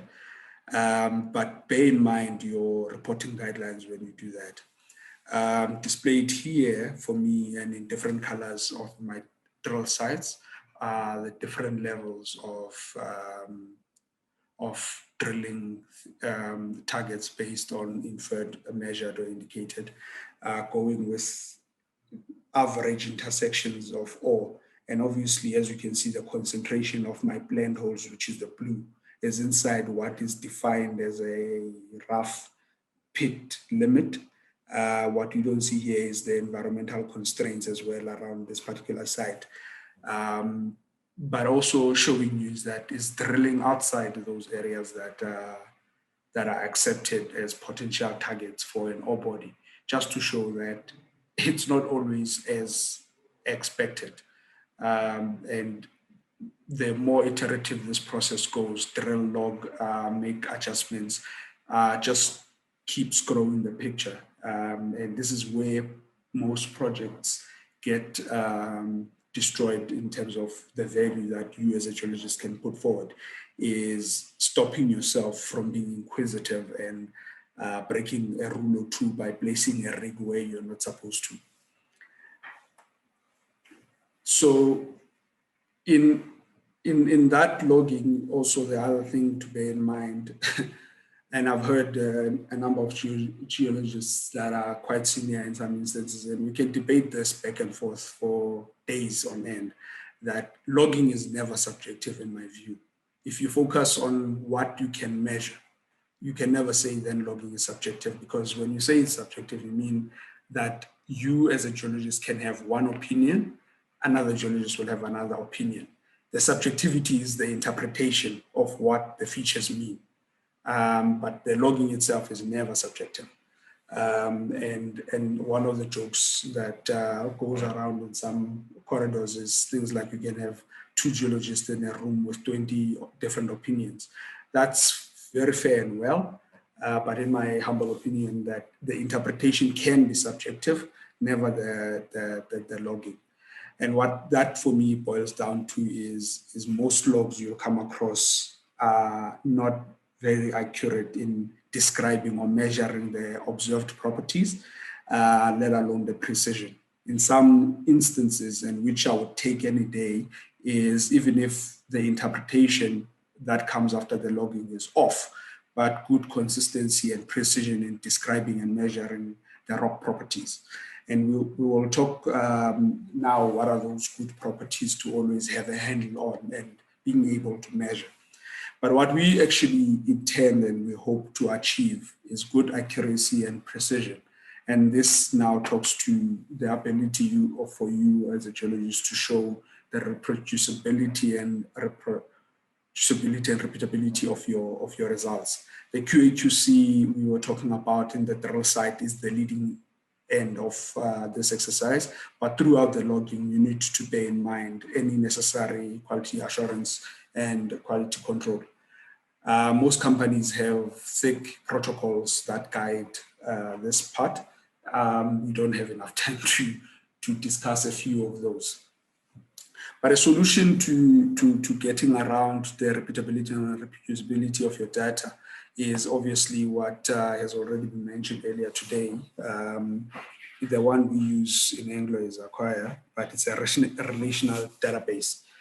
If you have a few good skills, you can do this even in Microsoft Access, but obviously that is should be done only in the case where costs are really, really thin. But if you really can spend money on having a good database, please put all the effort required in setting up one. Relational databases or databases are used to store the data that is observed and measured by the geologist. And bear in mind, if you store garbage, when you want the information from the database, what you're going to get is the garbage you stored. So this principle of IT people of GEO is very much important and applicable to managing databases. But the simple construct of a database is basically a very clever Excel spreadsheet, in my view, that works on good rules behind, like SQL or whatever programming language it uses. You have a workspace, the current workspace, which is what you're currently doing, the construction of that workspace, which is the workspace 3. And then the object that you are busy looking at in this instance is the collar survey, which has the whole ID, the code of the project, the prospect. In a project I worked in, all the prospects were named after dogs. So you had all sorts of dog names, even dogs I've never heard of and I've never seen in my life. And most companies would do that for information protection. And to know which project is which dog, you must either be working on that project or within that department or meeting whatever the clearance requirements for the company are. So if you see something like Greyhound here, do not look for a farm or a town called Greyhound. It might very well be a name of a dog. And to know which project it is, like I said, clearance or you're working on the project. This is done primarily for information protection, like I mentioned. A lot of projects get pulled out of companies' grasp because of this prospect part. Some of you might be aware of the West African issues with government and Rio Tinto and the jailed Israeli CEO involving things like lost and corruption involved in some prospects. So that's partly why some of these things happen. Like I said, there would be a planned depth, but as I mentioned, you are allowed to deviate from that number if your method of logging allows you to, and managing your drill campaign allows you to. Then you can go to other details like the rig type and all of that. With other things, and you can see here on the left, there's logging information and other additional information, and you can go into that workspace for logging purposes. But please, I can never say this enough: garbage in, garbage out. And that's the basic rule that you need to manage your database. And if anyone working with you or you yourself make these funny entries into your database, please find a way of stopping that, because when you come to a time of using that information, you would not remember how that information was placed and what it means. So please fix as many rules as possible. And if it means you must write scripts into the database that says if this column does not have a number, it shouldn't take the entry, then do that. And that's typically the work of database managers. But that database manager also needs to be very practical. You do not want to put rules that are impossible to satisfy. For example, wanting classed information in a chemical sediment like Benedite formation. By the way the rock formed, you will not get classed in that. So don't write rules that are impossible like that, but they need to make sense as well. Like I said, sometimes functional and funding of the project might be a constraint, but that's not an excuse of not having a structured approach to what you're doing. And this is just a screenshot of an Excel spreadsheet that my team could print. We used this when network was not on our side to not create a bottleneck in our logging. And one of the good things we did here, and YouTube can do even if there's no database, is highlight what is that absolute critical information that must be there for whatever the rock type is. So every geologist that worked on this particular site and had this sheet, whether it's the database or the sheet, they knew that everything that's got the pinkish shade on it is absolutely crucial. Then the rest is important to fill in, but it won't make or break your logging, except this last column for me. Then we can also debate this. Most people want to move away from having a comments field. Biggest mistake in my opinion. Keep that comments field, because like I said, if you remember, the accuracy might be off. You might be erroneously describing something, but if you are precise in your measurements, someone can always use the information you enter here to make amendments later. But if it's blank, then you are leaving your logging open to interpretations. So what having a database means, or the paper that I just showed, is there's a set of parameters that are measurable or quantifiable. Like I said, this is not a subjective thing. You can measure what that piece of information is to an acceptable level of accuracy. And if you religiously do that as a geologist, at least the subjectivity of the discussion is about the interpretation, not the log itself. So the first part of the logging discussion we're going to have is the parameters around the project data and the borehole itself. What was the name of the borehole? What was the name of the project? What was the name of the geologist that logged it? Please write your name or your company number there, so that if someone else does the QA/QC, not you, they want to make an amendment based on what they see that you might have missed or additional information that you didn't have, they can contact you, because if they make that change on your behalf, it might very well reflect on your name, or they wouldn't know what to do with that information and make erroneous changes. The driller, more specifically the drill rig here, not the person controlling it, so that you can identify trends between the behaviors of your drill and things like that. And obviously the start and end date. When did the drilling start? When did it end? This for me is absolutely crucial when you want to manage your invoicing as well. And if you have live information here, it helps you track and connect your drilling with your invoicing information. This blank tracking your drilling becomes a nightmare if you have to drill well over 100,000 meters a year. And obviously the depth from to the start of the hole to the end, obviously that's what it's meant, but it goes into the details. For example, in some companies, you might find that the overburden of whatever the meters is drilled with a certain type of or technique of drilling. So you want to know where did that technique start and end, and then you switch to another technique at a particular depth.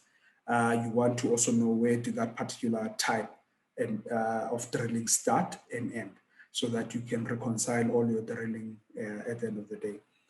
The survey data, which is typically the next tab if you have a relational database, talks to your survey information.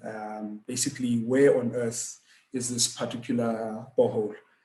This particular one in Eastern Bushveld is about somewhere there on the surface of the earth. So that's what that information is. But the key things here as a geologist to always get right and never leave blank, please, is what was the spheroid and the coordinate system. Most people would put in a coordinate system and not tell you the spheroid. And years later, and we had a situation like this in one of the life of mine expansion projects where we had a historic hole that was showing good intersection of ore in an area far from the then mine. When we had to find that hole, it was about 300 meters out from the coordinates that we had in the system. And simply because we assumed the coordinate system, it was not in the database. But obviously with that information that we had later, we realized that the error was in the coordinate system. But to verify that is a tedious exercise where you have to measure things and calculate things and go back to a lot of paperwork. It doesn't help.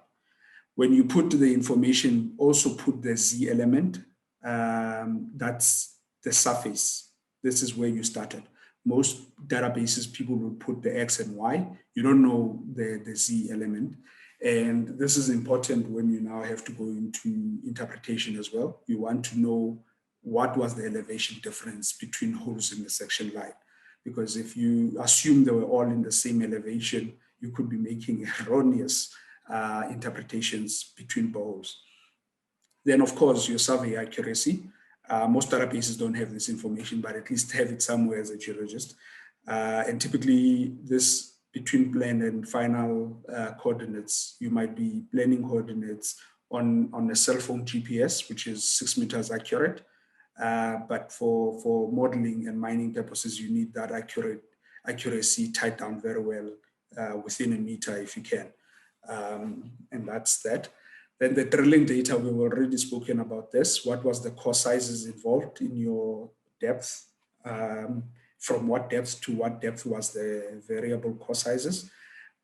Casing where you needed casing. Most of the overburden, like in this particular hole, in fact, you look at least 3 to 30 meters, depending on the weathering and the soil profile of casing. If you do not case, and if you haven't worked on a drill site, you will know that this material will fall back. And then obviously any wedges that were done, at what depth, what angle, what direction were you wedging to, and all of that information. So this, like I said, is about the borehole, the project, where it is, and any necessary data. In terms of the logging itself, this is where most people jump to. They get core samples and they straight want to jump into doing this. For me, if you do that, you will miss a lot of detail and actually not know your project well enough. But in any case, lithology, someone made in the comments that there are econ geologists. Yes, there are. And in my view, there's a very good correlation between those econ geologists and what I've come to call lithologists in my career. And what I mean by lithologists are people that are good at telling you the rock name, and that's about it. Logging is not about telling the database or whoever is going to use that information the rock name. Yes, that's important, and that's the start of the discussion. But we all as geologists respectfully can name rocks, or should be able to name rocks. So there's more information that comes with that. Contact, that's not the cell phone numbers of anyone, please. That's the nature of the contact between the two rocks. E.g., it's a gradational contact, gradually changes from one rock to another. It's not always gradual or gradational. And we'll come back to this picture in a bit if time allows me. But what you see here ties us back to color. Do not say it's gray or grayish. Please be precise on color. What I recommend is the Mansell system. And as you can see, it works on hue, the value, and the chroma. Basically, the hue is the color as we know it. The chroma is indicates the strength of the color, how strong a red that color is. And then the value is basically what you can call it brightness. So combining these three features, you can end up with a unique number that talks to a specific yellow-red color in the thing. In most databases I've come across, you find reddish-brown, brownish-red, brown-red. And to this day, I still don't know how to distinguish some of those colors. So if you can influence something, if you're a seasoned professional, please make this change if possible. If you are starting a new project, please try and get this sorted. Most databases can do this. And if you tell it it's a Mansell system or whatever system you want to use or you feel comfortable with, even a normal RBG system, it will keep that as a number. And you can tell it a rule that says if the entry here is not a number, reject it. And the number speaks to a specific color. So as you can see in my 50 shades of gray in this core tray, the color varies somewhere between that gray and the third gray, if you get your eye in. And that variation is actually in this particular site associated with the modal abundances of your minerals. It's a very subtle variation. So if you don't pay attention, you can miss. And I know it's very challenging. Some projects might take this as menial information, but it's quite important. And I might come back to this discussion. Alteration, if you can name it, please name it. Don't say high, low, medium. That's again subjective. What is high? What is low? Texture. I don't like words like massive personally. What does massive mean? It means, for me, it means there's no texture or anything you can see.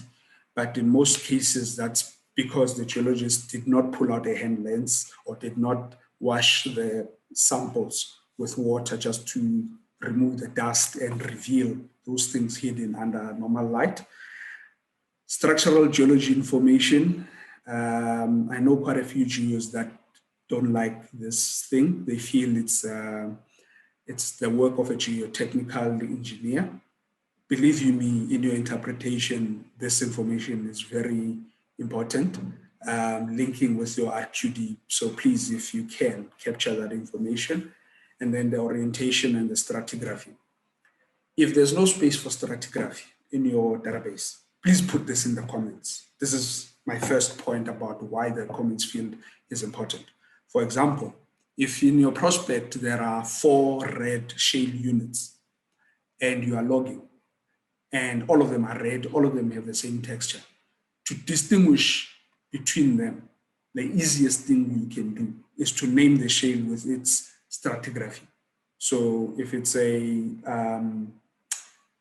Hoisting formation shale, but it's red, it's going to be different in age and all other implications from a red asbestos hill shale or from a red Campbell red shale. That information is important. So if there's no space for this in your database, put it in the comments, name it in the comments, so that someone who has to use the data, even yourself, when you have to come back and compute what all of this means, you have that information somewhere.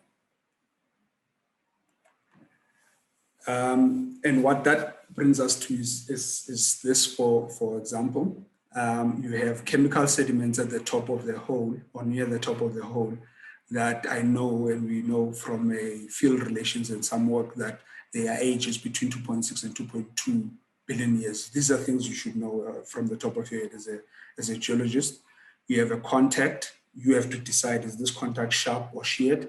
And I choose these 2 examples because, first of all, in the database, you can make an entry error between one of the 2, but they also exist in this terrain, both of them. And one of them means something, the other means something else. So you need to pay a little bit of attention here. CBA, the core bearing angle. I prefer using CBA over dip because dip for me tells me the orientation of the layer. CBA tells me the axis of the borehole relative to vertical. So if you remember, we said that boreholes deflect. You can have a CBA of 15 at 20 meters depth when the borehole was near vertical. That CBA is not the same orientation as a CBA where your deflection, your hole now was at a minus 60 at the depth of 400. That CBA is a totally different angle. So if you write dip there and you have 15, you might confuse those 2 numbers to be the same thing. So prefer you write that and put somewhere in your database some calculation. It's usually an easy arithmetic to convert from this to dip for the layer. So if you can, use that one. So in this example, this is a sheared contact. There's slick sides here and all of those of funny things that you see as evidence of shearing and boudinaging near the contact. The angle measured with a Kleiner rule.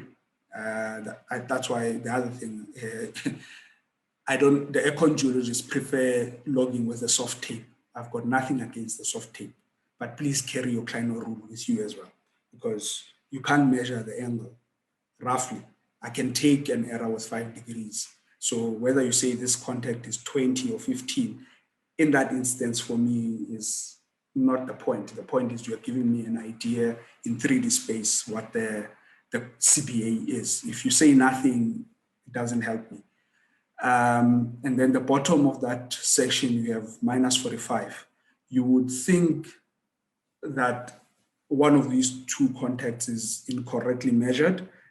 It's not. One of them is telling you about deposition. The other one is telling you potentially structural information. Again, do not leave that to just geotechnical engineers.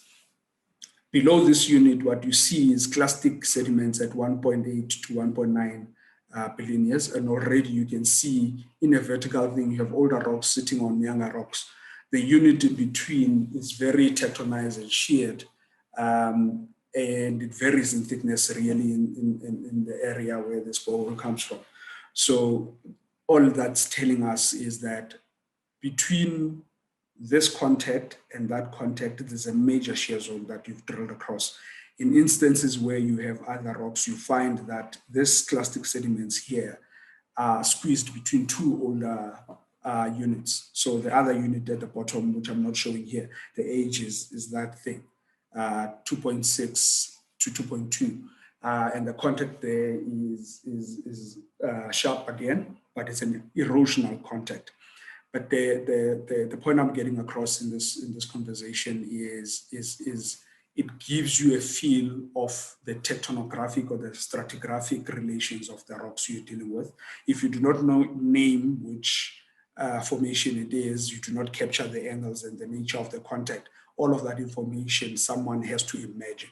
But if you tell them and you measure it, then you've removed subjectivity on the relations in the whole. What that means stratigraphically is this image here. We had this thing showed earlier. Like I said, on the left is the normal stratigraphic succession as academia has it.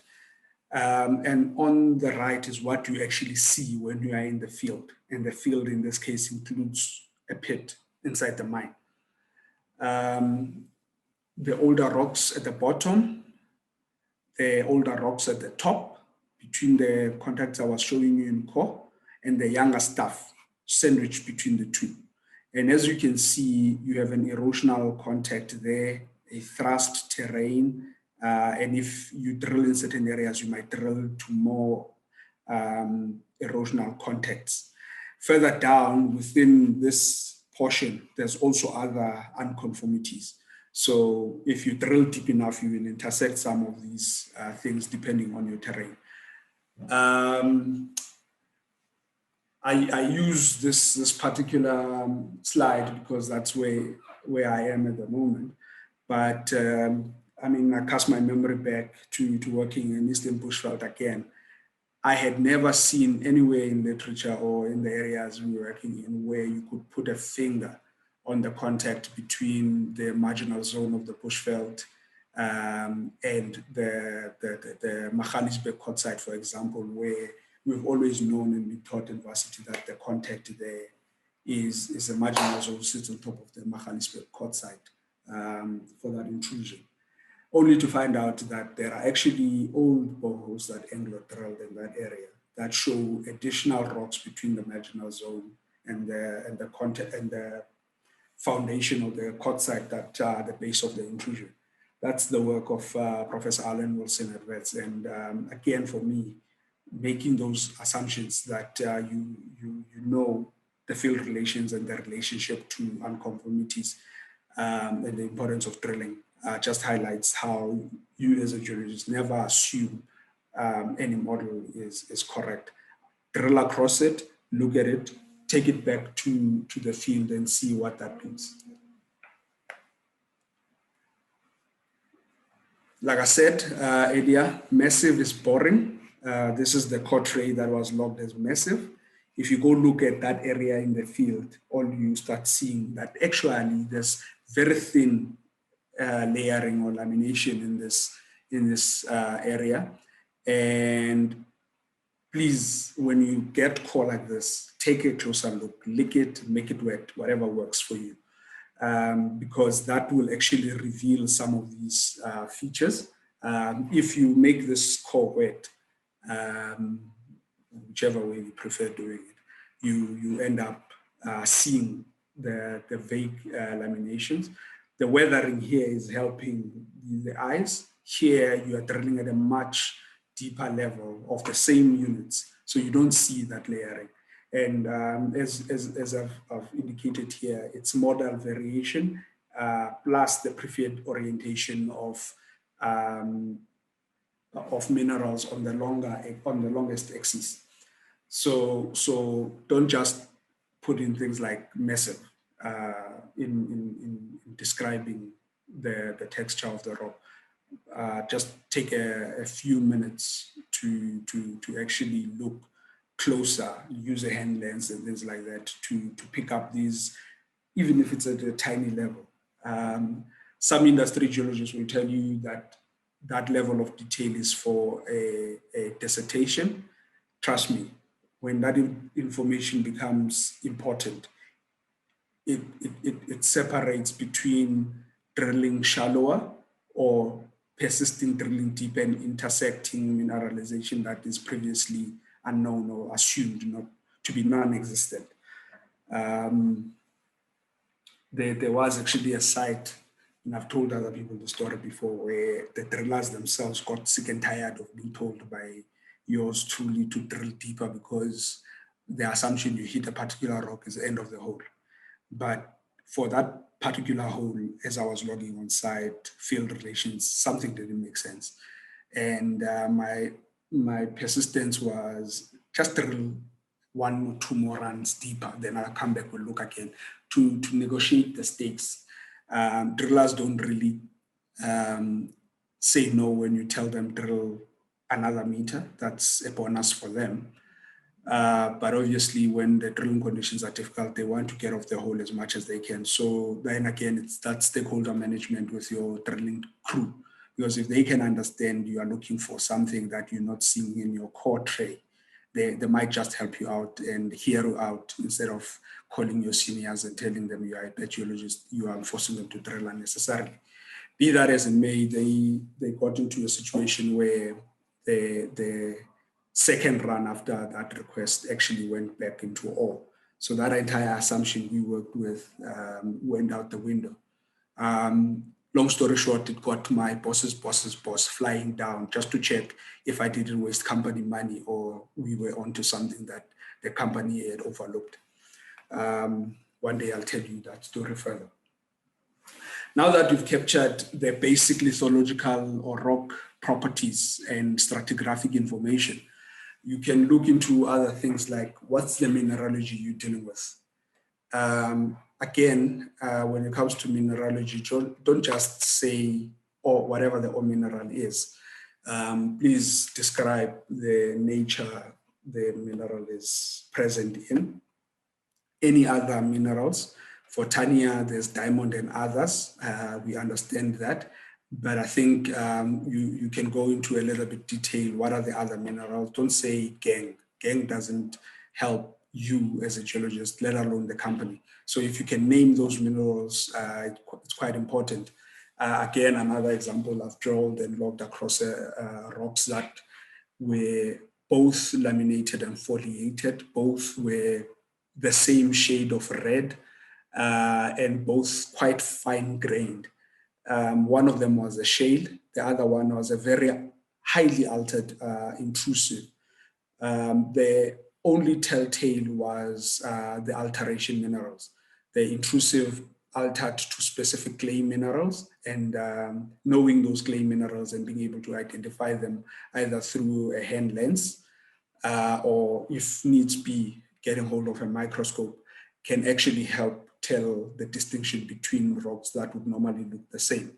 And obviously, like I said, the mode of occurrence of the ore minerals and other minerals is important, shown here in hand lens or forming minerals. And the reason I put the forming word is that even if that is not the ore itself, the presence of the ore forming minerals in that particular relationship at that location might be telltales for certain things that you don't see on surface, especially in maps. One day we'll come back to this conversation because this particular sample is a very significant sample in my life. And then the host silicate minerals, as you can see, the color is different, and you see it better between those layers there. The change in the color is a change in mineralogy. That's very important. That's associated with a specific alteration as well. So naming those minerals, if you can identify them, is very important in your life as a geologist. And for me, it makes it now more exciting because you're not doing an exercise of 0 to 10, whatever the rock is, and then moving on. You are actually investigating something. What that leads you to is a categorization of your ore horizons in the same location that you have about 40% of a certain breakdown of your mineralization, another 40% that is slightly different, and you building up towards what are the other minerals. saying this is gangue, for example, where you have micas, clay, quartz in this terrain, doesn't help you connect to the thinking of a metallurgist, because some of these things like the micas and clay itself carry elements like potassium, like phosphorus, which are bad for your commodity. But if you say gangue, you actually can identify what mineral is associated with that particular element.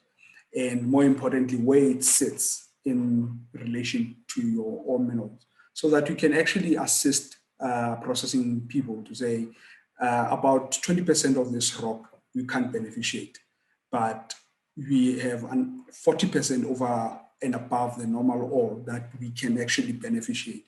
And that the value that comes with that is enormous. And it's something that most companies are starting to pay a lot of attention into. And it's the stream of geometallurgy. And in my life, I've done quite a bit of that for my current employer, and it's been a very exciting journey. And that's starting to influence on how grade control even in mining is done. But it all starts with being able to identify and categorize the minerals that you come across in what you're logging. What is the modal abundances, the relationship, and things like that. Then the analytical data. So most of you might have good experience with this. So for me, it's quite important that you just have a good understanding and handle of sample management, what the laboratory that you're sending samples to does, and the protocol that goes with validating those assays. The important thing for me with this, and I won't spend a lot of time on it, is never assume the lab is always correct. Labs do make mistakes, and those mistakes could be significant. So never make the assumption that the lab is correct. If you are blessed with your exploration or drilling campaign to do downhole geophysics, better make space for it in your database as well. I've seen a lot of instances where a company invests money and time in acquiring downhole geophysical data that sits in a set of CSV files that someone might have a clue what is contained in there, but for using that information, not much. But the other flip side of that conversation, please know what are those specific geophysical techniques that are actually important for your project.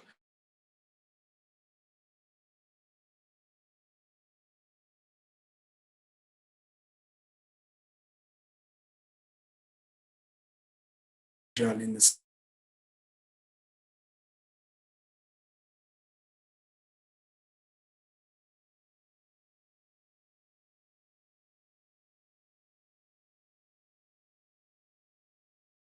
hole in between the diamond holes for two reasons why that is beneficial. The first, it's a quicker drilling method. The second is a relatively cheap drilling method. The downside, like I said, it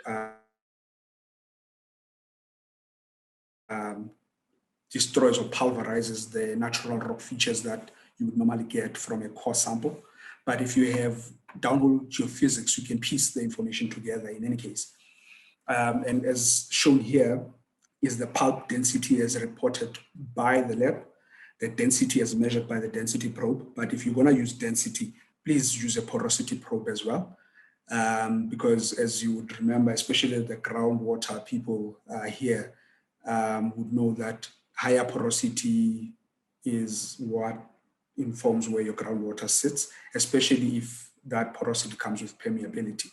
So the porosity probe, basically, you can think of it as the inverse of your density probe.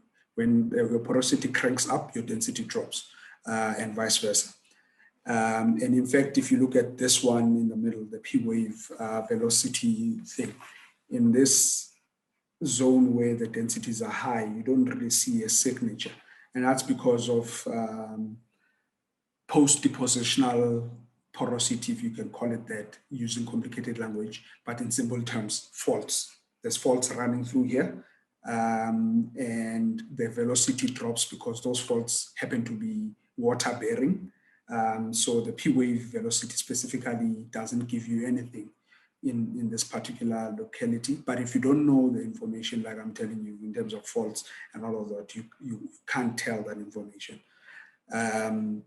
And then pulling out the chemistry with the conductivity. And already you can see that if you RC in some instances, the density will sort of be a proxy for your grade. The conductivity might help you fix yourself in terms of the horizon, simply because in this particular ozone, there's a highly conductive layer that can be mined economically, but it's not your main ore horizon. So that layer, logging it in great accuracy, helps you place yourself stratigraphically, because that's a significant stratigraphic marker. And in fact, if you can come across even on the density, you can see it. It's conductive, not as high in the grade, and the density is not as great. So again, that logging accuracy helps you place yourself stratigraphically. Now, you have all of this information. You've been logging away your life. Please take a moment to raise your hand. And by that, it goes back into the conversation that says, put it all together in a way that your head will connect the dots in a 3D space, working section lines, having your logs reviewed amongst your colleagues. Obviously, 2 minds are better than one. And test the genetic model. Is the regional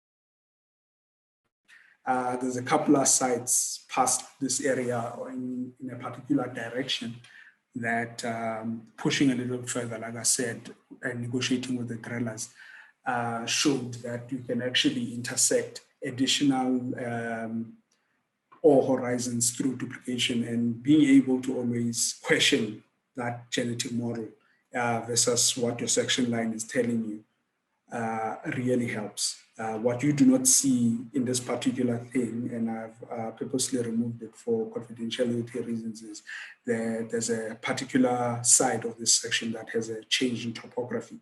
So that also helps, like I said, field settings to say if there's a hill that's 100 meters and certain rocks are sitting suddenly on top of the hill at 200 meters, but on the relatively flat portion, they are also sitting at 200 meters. That should automatically trigger something. Why is there a 100-meter elevation difference? What's happening between the flat and the hill? And there's all sorts of things you can draw into as a geologist in looking into those things. But it only becomes questions that you can ask yourself and your colleagues and your business only if you have the information that helps you ask that correct questions. Just showing you the same section line. This one is inverted from the one I drew. That's only because of how the coordinates are entered in the database. But as you can see, that my attempt of drawing this by the hand was to try to create this before end of the year when we have to do the annual QA/QC. So by the time we do this, there's already a picture in my head of what it should look like in any case. This is what came out of the model. Again, the invertedness note. But the important thing here I want to highlight now, coming back into the whole logging thing, is the fact that one of the holes was stopped shallow, and it was drilled percussion, so it doesn't really help the conversation in terms of what we're actually drilling to. So be very pedantic about what drilling method you're using where in your target. Also, a very simplified log like these two here doesn't really help much. If you go back to my image, this is that area, and you can see the level of detail some of these things go. But a very simplified log doesn't show you some of these things. And then it can happen that logging is inconsistent, going back into the whole thing that two heads are better than one. This section was logged by someone else. That particular section going that way was logged by someone else. Between those two people logged the overburden differently. And being able to peer review each other, you can actually point out, hang on, show where this yellow unit is within the, or in and around the purple unit and things like that. And as you can see here, it's not even identified because the person logging here was saying overburden or waste, whatever they logged. And this particular hole brings me to the point that says, if there are redundant naming codes for rocks in your database, please talk nicely to your database manager if you can't do it yourself to remove them from any drop-down list you might be using. And this might take out something like, might be as simple as saying that if the log is of a particular prospect, rock ABC does not exist in that region, but be careful when you do that. Therefore, that thing comes out of the, or it falls off from the drop down, or it just grayed out, you can't select it. If you happen to find that rock and you are convinced it's there, it can spark a very interesting conversation with your team and your database managers to say, hang on, we've intersected this particular rock, we assumed it's not there, so can we uncheck it and double check ourselves that we are sure about what we've done here.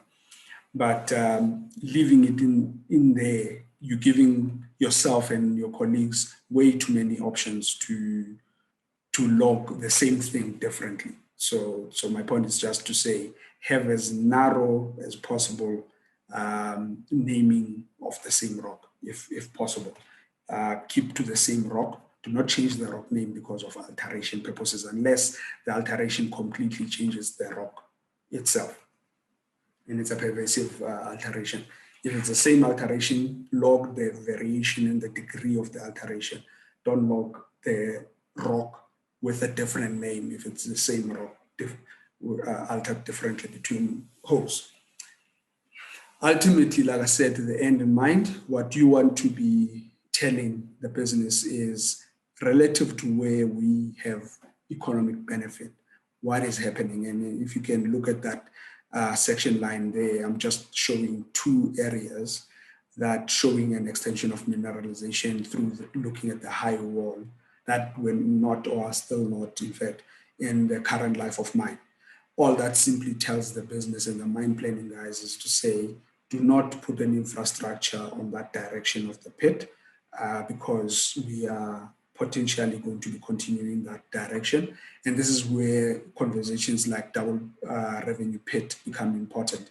At what pit configuration can we mine if the revenue were to be double? And I think the earlier talks in the earlier weeks were addressing some of these conversations around NPV and all of those things. And bear in mind RPEE, reasonable prospect of eventual economic extraction, which takes you back to the reporting codes, the resource development, and the life of asset plan that your business might be managing. Not keeping this in mind as a geologist actually kills a lot of projects. And my parting shot here is there are no data sets, or there is no data that is too much. And be ready to try uncommon things in your area based on good science. And what this image I'm showing here is recently something that we are working on, showing hardness variation in our ore horizon. So this, what you're looking at is all ore. All it's just showing is the differences in the ore in terms of hardness. This information for interpreting the general geology might be minimal, but when you have to mine it, it means a lot for drill and blast. So drill and blast on the yellow portions doesn't have to invest a lot of energy as they do in the red and the yellow portions.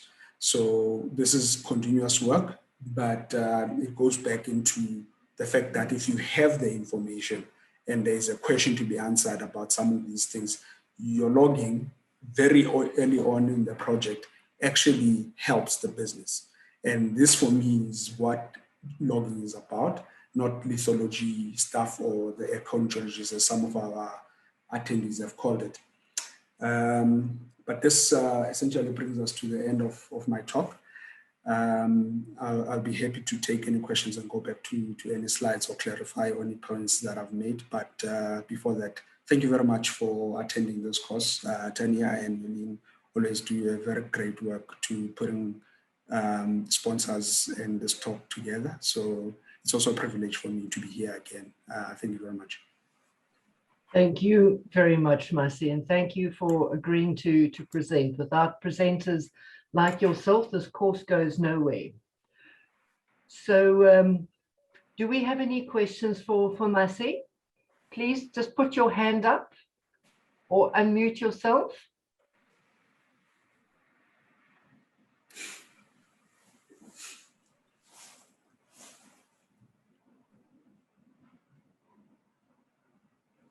Okay, there's a question from Carlo here, Masi. Do you as senior geologist often do audits on the core logging of your juniors to make sure that the logging is standardized? Carlo, yes, but I think for me, the value of that more than anything is not necessarily the standardization, which is a windfall of doing the audits. It's a coaching and training exercise. What I find or found with my experience is that if you give a new junior geologist well-articulated protocols, they can log by themselves to a good standard eventually. What is often missing is what does that one logging in that one borehole, in that one intersection mean for the entire deposit or the target generated. So yes, I do that routinely, and I recommend that companies or any projects do that, but not from a tick box exercise with a red pen to say you described this rock incorrectly. It's not a shale, it's a mudstone. That not for that exercise, in my view. The view should be bringing the connecting the dots portion out of young geologists, because that's how you spark the interest. At least that's how my interest was sparked and has kept going for years after the junior years. Great. Well, thanks very much, Grant. Thanks for that. I sort of just want to go, well, why would I continue with a talk on structural logging when you've done it so well? But we do have another hour or two, so why don't we go ahead? For those that don't know me, I, until very recently, worked with Index, although I have left them now, but when I agreed to do this talk, I was still with Index, and this talk was always used for our clients. So I've decided to continue with it. I've made it a little bit less indexy, but the idea was always to let the geologists that are our clients understand how important it is to actually understand what's happening at the drill rig and to understand what information they're getting from the drill rig. You know, both Colin and Masi have given a really good background and a lot of information on this. And I'm just a little bit nervous about following on from them. But, you know, on the plus side, they have done a lot of my work for me.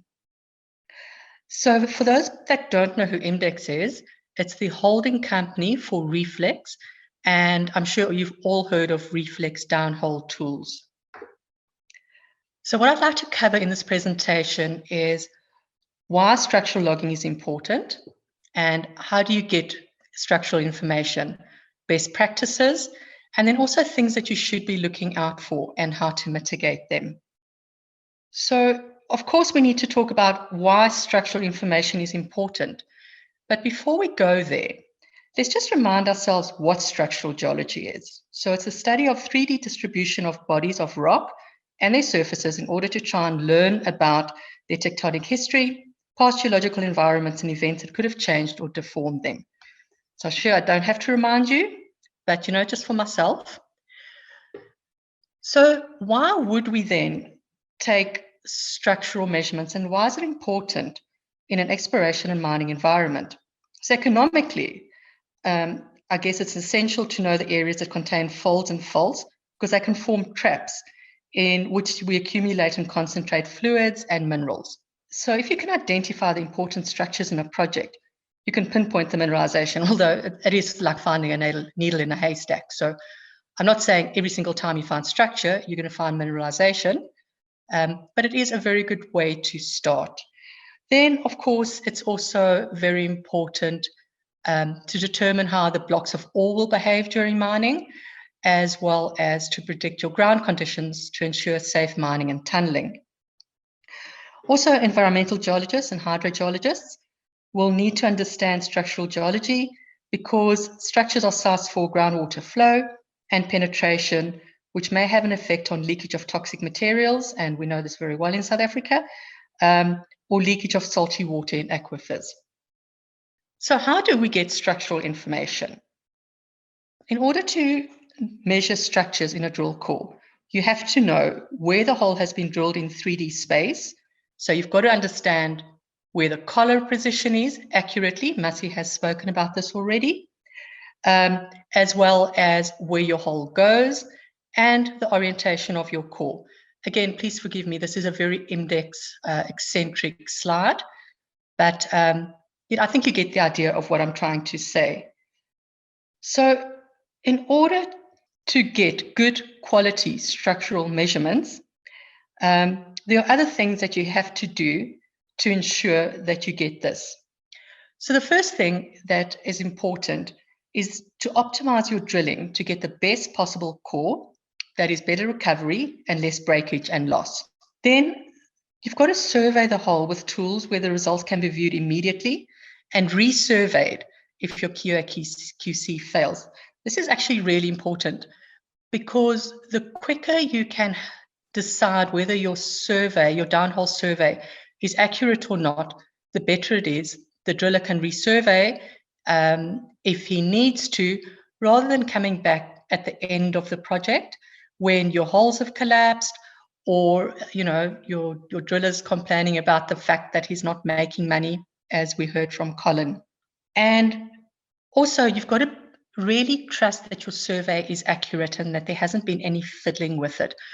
So that is why an upfront immediate QA/QC is really important.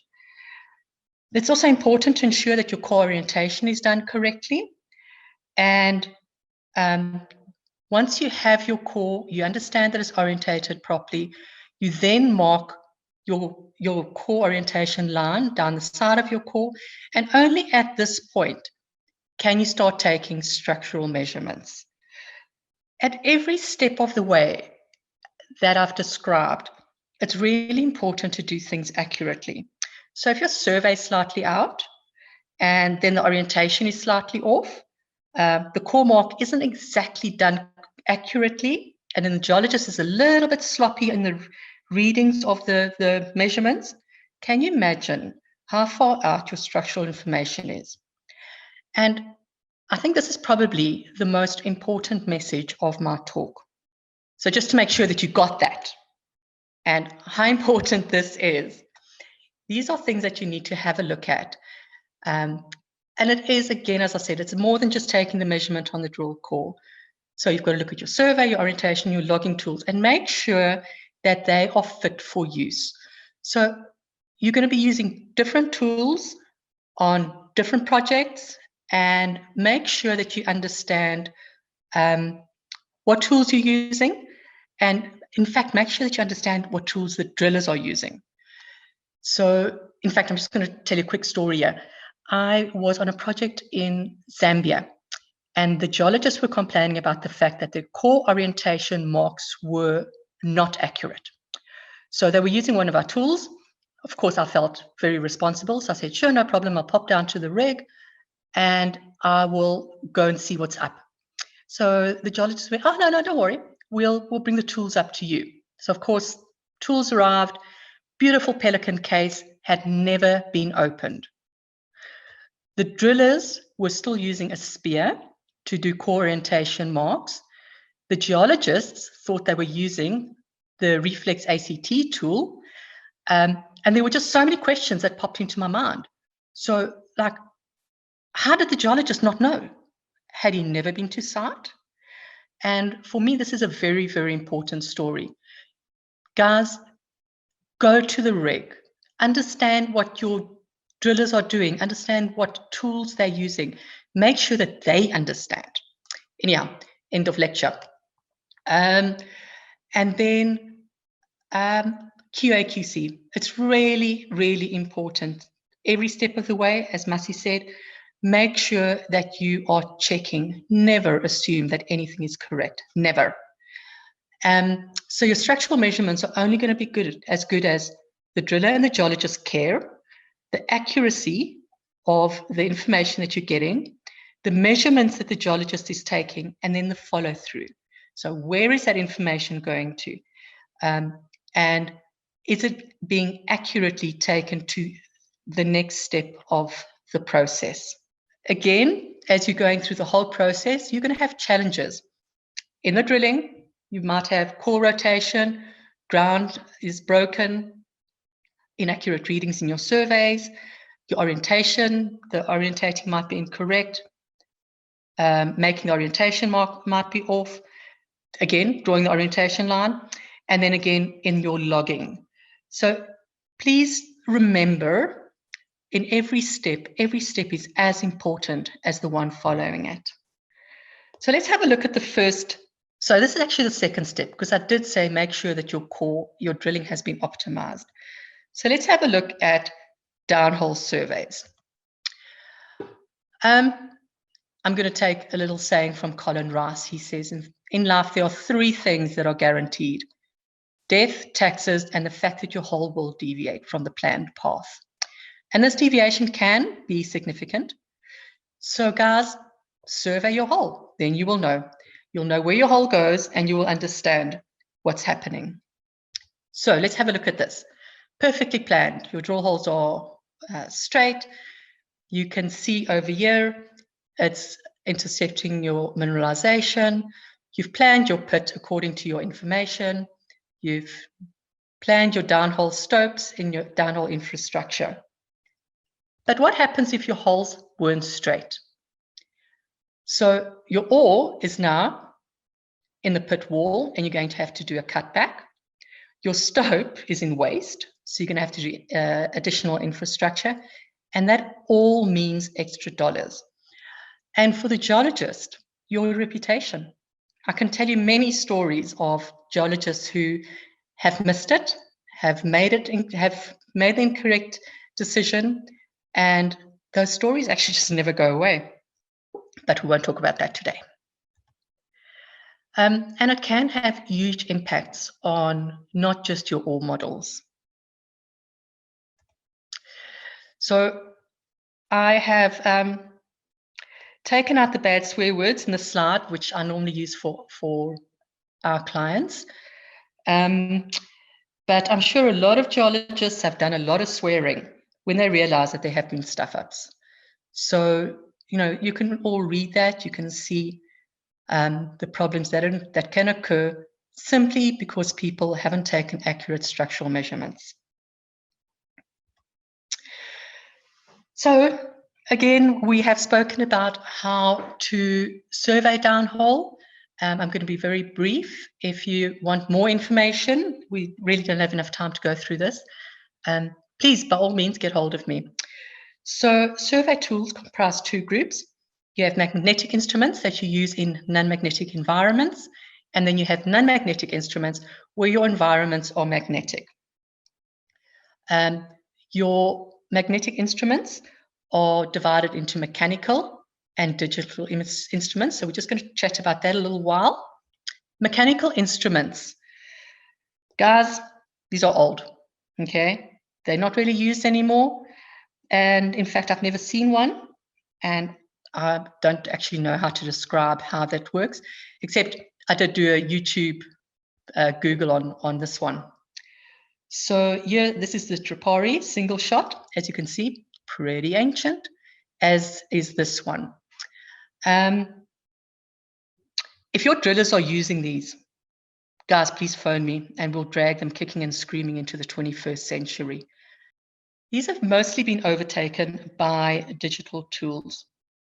And they use magnetometers and accelerometers on 3 axes to define the Earth's magnetic and gravity fields. So the instrument's orientation is relative to these fields. The accelerometers provide data to calculate the inclination, and magnetometers the direction, so like a compass. So the magnetometers can only provide accurate results with no distortion of the Earth's magnetic field. So you can't use these where there's extensive magnetic rocks, or when you're doing your surveys within steel rods or casing, or near man-made magnetic items. So sometimes processing software can deal with short sections of magnetic anomalies, such as a narrow band, but generally you would use these in non-magnetic environments, okay? So these are driller operated, they're robust, and as you can see, multiple survey shots can be taken. They have inbuilt QA/QC functionality, again, very important for that audit trail. Digital data capture and transfer, it's easy to interpret. Not that geologists need that, but hey, there it is. And as I said, you can't use it inside drill rods or magnetic ground. So here you're looking at the Reflex Easy Track or the Bort Longyear True Shot. When you are looking at magnetic anomalies, magnetic rock, ironstone, massive pyrrhotite example, or as I said, the survey instrument must be run inside rods where holes are liable to collapse, then you are going to be using a non-magnetic instrument. So these are more expensive, but obviously they're better, especially for these environments. So there are a number of options, as you can see, and because the accelerometers are not affected by magnetism, they are normally included to provide an independent measurement of the borehole inclination. And so again, we're looking at 2 types. We're looking at the reference and the non-reference types. And basically the difference is that when you're using a reference type of instrument, you have to put in the position of your collar, whereas the non-reference one, you only have to put in the latitude and they are north-seeking. So again, not affected by magnetic ground. Again, they're robust, used by drillers. And we're looking at this, we're looking at like a reflex gyro over here. When we start looking at the non-reference material, non-reference instruments, they are much easier and more intuitive to use. So they're north-seeking, all measurements reference the geographic north, no alignments required. And historically, these tools were used by service providers.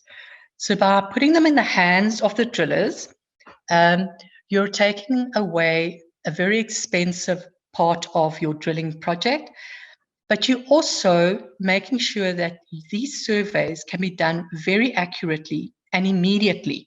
So again, you don't have to wait to the end of your project to bring a surveyor on site. It can be done while you're drilling or at the end of each hole. Obviously done RC and diamond holes. And there's a huge time and cost saving in the fact that with these, you can mount it on overshots and you can run it with other tools.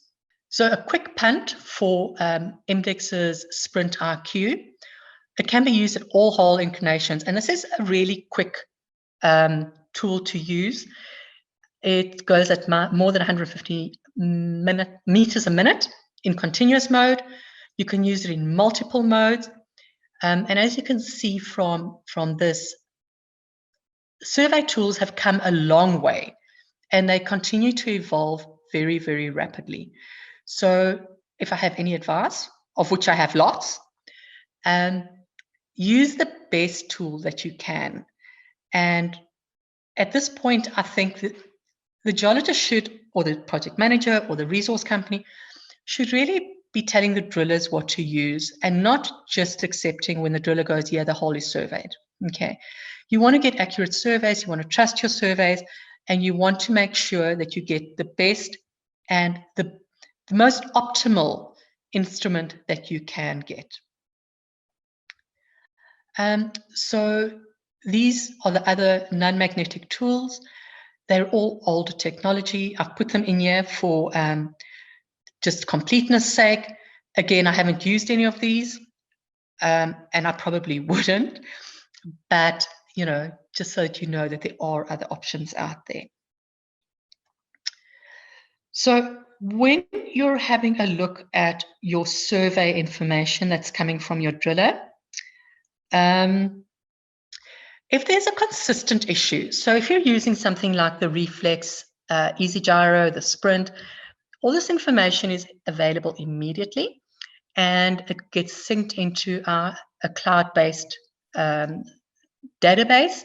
So if you're sitting in your air-conditioned office, for those aircon geologists, you can have a look immediately to see what your survey is looking like, and you can either accept or reject it in this database. And it shows you a number of things. So one of the things it does pick up is earth rate delta. And the reason that Index put this into the QA/QC is because some of the drillers had propped the survey tool up against the tree, and they were just entering information, but never moved the survey tool. They just entered the different depths. So realizing that there was a little bit of a loophole here, one of the QA/QC things put in is the rotation of the tool. So it will rotate downhole, obviously. So there has to be a certain movement of the survey tool in order to pass the specs. But if you're finding that there is a continuous problem, get a new tool, right? So Index hires out their tools. A lot of companies do. Swap out the tool. And if the tool passes the check, then go talk to your drillers. Okay, so just go find out what's happening at the drill site. So the next step then is obviously to orientate your core. And as we've heard, it's the process of determining the in situ orientation of the drill core in the ground. This is very important. If you don't know how your core sat in the ground, you're actually not going to be able to replicate that once you've pulled out your core. So it's obviously referenced either at the top or the bottom of the core, depending on your preferences. Always remember, though, that you do the same thing, that all the geologists on your project do the same thing. Okay, this is a huge place where errors can occur because it's a whole 180-degree swap. So we've already spoken about that. Let's have a look at the different core orientation methods. So there are two main methods. There's the contact or front end method, and then the non-contact or the back end method.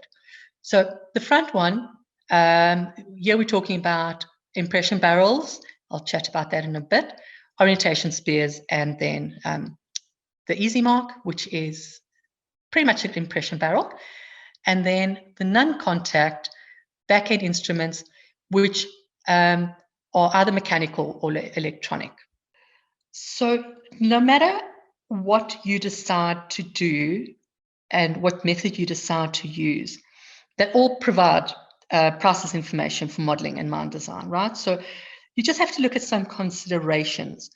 So accuracy and reliability, the cost, how much interruption in the drilling it's going to mean, the performance, difficulty in use, and then always you need to look at the condition of your rock mass.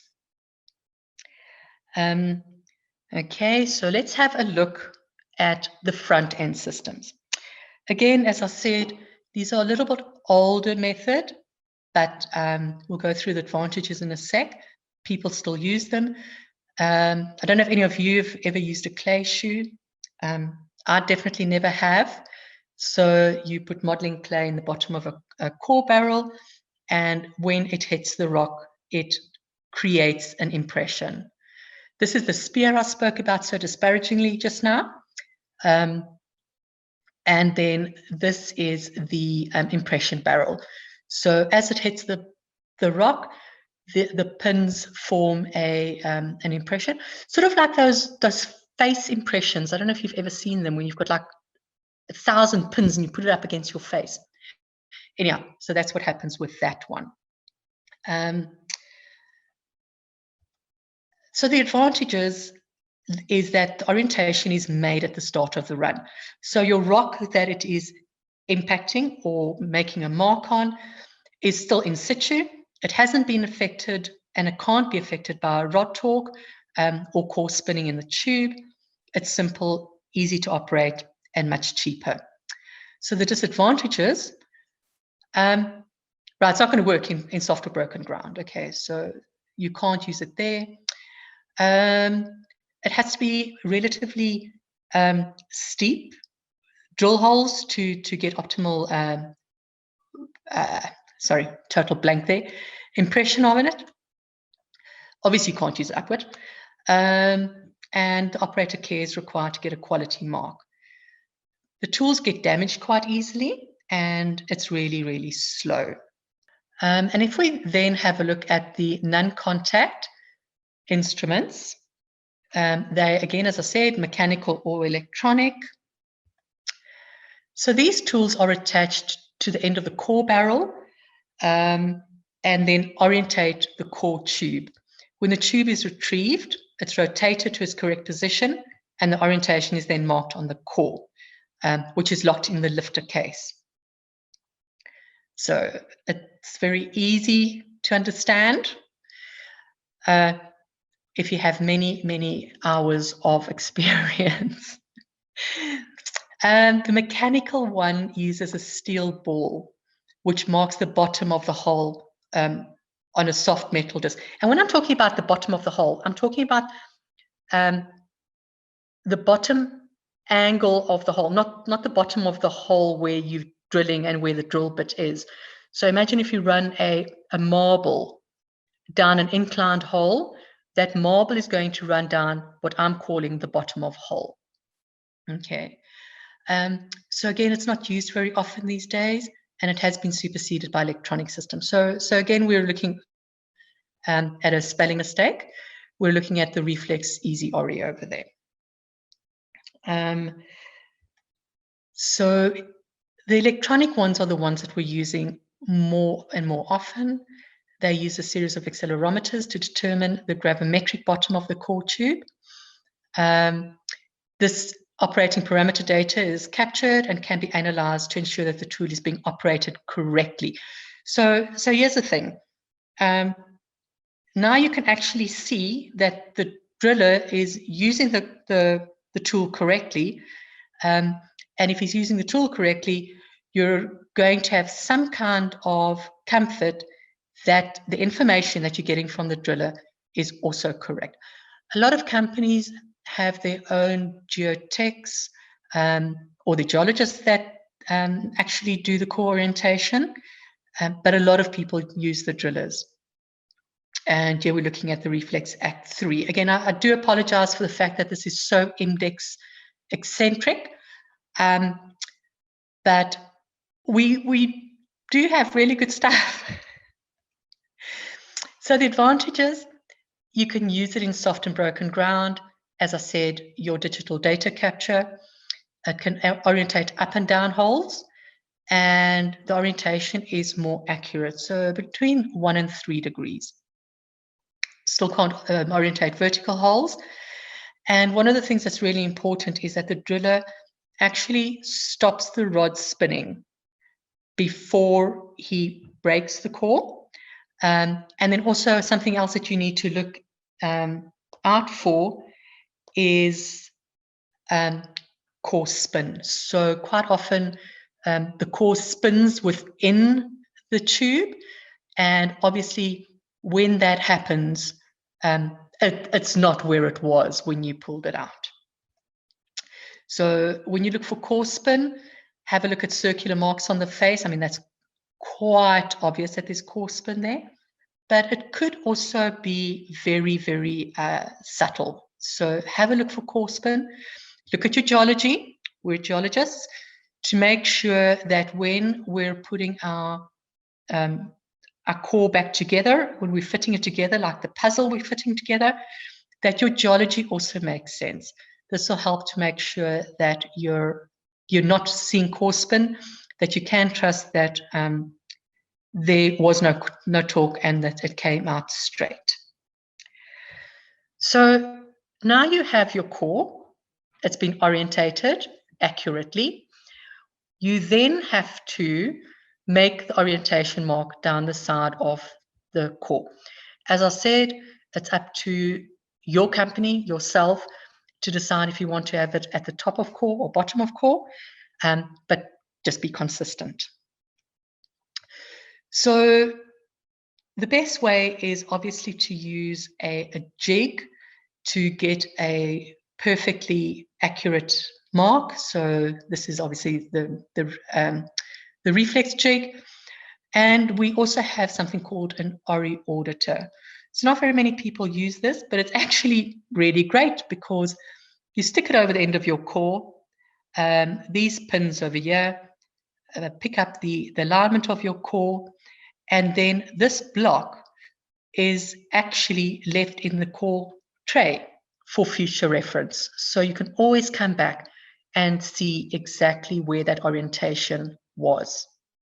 Right, so here we get onto accuracy yet again, right? So just make sure that you're holding the jig perpendicular, that again, top or bottom, you've decided where it is, you're not making it on the other side. And make sure that you draw your line vertically towards the center of the core, because that's picking up errors already. So one of the things a lot of the things to look out for are bad orientation marks, especially if you're not doing them yourselves, because, come on, we're not going to make bad orientation marks, are we? So you'll see over here, we have blunt pencils. There is no way that you would know where the top of hole is on this one or the bottom of hole. It's just impossible to draw an accurate line down the side of your core from that. Over here, you can see the spear bounced a couple of times. So which one is correct? And then that one's really obvious. The driller or the tech was just a little bit lazy. When you're making the orientation marks, it's better to use an angle line. Longer is better, rather than trying to draw the line with a short ruler and then maybe getting a little bit off and going a little bit sideways, as you can see over here. Also, make sure that your core brakes have been fitted together properly before you draw the line. And as I said, try to draw the line straight. You can see these are all problems. And if you're looking at a 3 or a 6 meter run, it's going to be quite a big error by the time you come to the other side of your run, if you're doing lines that aren't correct. So other things that you need to keep a lookout: don't draw your orientation line through broken core. If you don't trust it, if you're not 100% certain that your core orientation line is correct, don't put it in. Again, rotating your core 180 degrees. So this is, you've rotated the core and it's now facing up the other way. You know, you've turned it 180 degrees. And then also make sure that your arrows are actually pointing down the hole. Great. So we now have wonderfully marked core. We trust it. And this is actually what we're talking about today, is how to get good structural information. But I'm sure you know that, but you sort of understand what I'm trying to say is like, if everything that's gone before this isn't right, then you're wasting your time when you do this. And I don't know about you guys, but for me, structural logging was just a pain in my butt. It was the worst thing about being a geologist. So now understanding how important it is, I wouldn't give it to just everybody. I would trust the people to do good logging. Okay, so it's pretty much a routine part of logging your core, right? But what I found, and I'm sure you've found as well, is often we don't use this data until months or years later, and we just assume that it's correct. When we start using the data and start putting it into our models and start putting it into our mine designs, and we realize that it doesn't make sense, it has to be discarded then. And this is where you actually end up going to your boss and having to admit that it's a bit of a screw up. So let's have a look at how the different ways of doing your logging. So again, we have manual tools and we have digital tools. And because we're living in the 21st century, it's so nice to use the digital tools. However, pricing is an issue. And therefore, we still really should understand how the manual tools work. And these are grouped into using a core frame where the dip and dip direction is measured immediately, or using internal angles. So let's have a look at those. So the rocket launcher, I actually didn't know people still used it, but I was visiting a mine up in the DRC, huge big mine, and their entire mine is based on measurements taken with rocket launchers. So I thought it was very slow and tedious and, you know, cumbersome, but geez, these guys were great. They were fast and they were accurate. So how it works, obviously, is that you put your core sample in the rocket launcher, which has been set up correctly in the right azimuth and dip. And then the geologist measures the dip and dip direction using a compass and a clinometer. Okay, so there are apparently also apps on your phone that you could use. I would make sure that I have tested the readings against the compass and the clinometer before you take that as gospel. There are many, many different styles of the rocket launcher. Some are homemade frames and some are actually precision engineered. If you're going to be using one of these, just test it many times to make sure that it is accurate. So the advantages, obviously the orientation of the features being measured can be directly visualized. And this is a great thing because you're actually putting your core in the same way that it was sitting in the earth. A lot of geologists actually take a bucket of sand, stick the core in there so that they can visualize it. This isn't for measurement. It's just so that they can visualize what the core and the structures are doing. And of course, you don't have to convert the alpha and beta angles. Right, susceptible to setup errors and obviously magnetic interference. The frames can be heavy and bulky, and it's quite easy to bump them out of alignment. And then it's not the easiest thing to actually align the compass and the clinometer and take the measurements. And like I said, the process is slow and manual, but as with everything, when people do it a lot, they actually got really good at it. So the next lot of tools we're looking at use internal angles. So rather than just measuring the dip and dip direction, you're now looking at the orientation of the feature relative to the core axis and your orientation line. So the alpha angle is the acute angle between the plane and the core axis. Your beta angle is the angle between the orientation line and the lower end of the intersection ellipse. And then these angles are used to calculate your dip and your dip direction. So your goniometers, your chronometers, your protractors, they all use these angles, but they don't all use these angles in the same way. I will explain. You can also measure plunge and plunge direction of a line on a plane.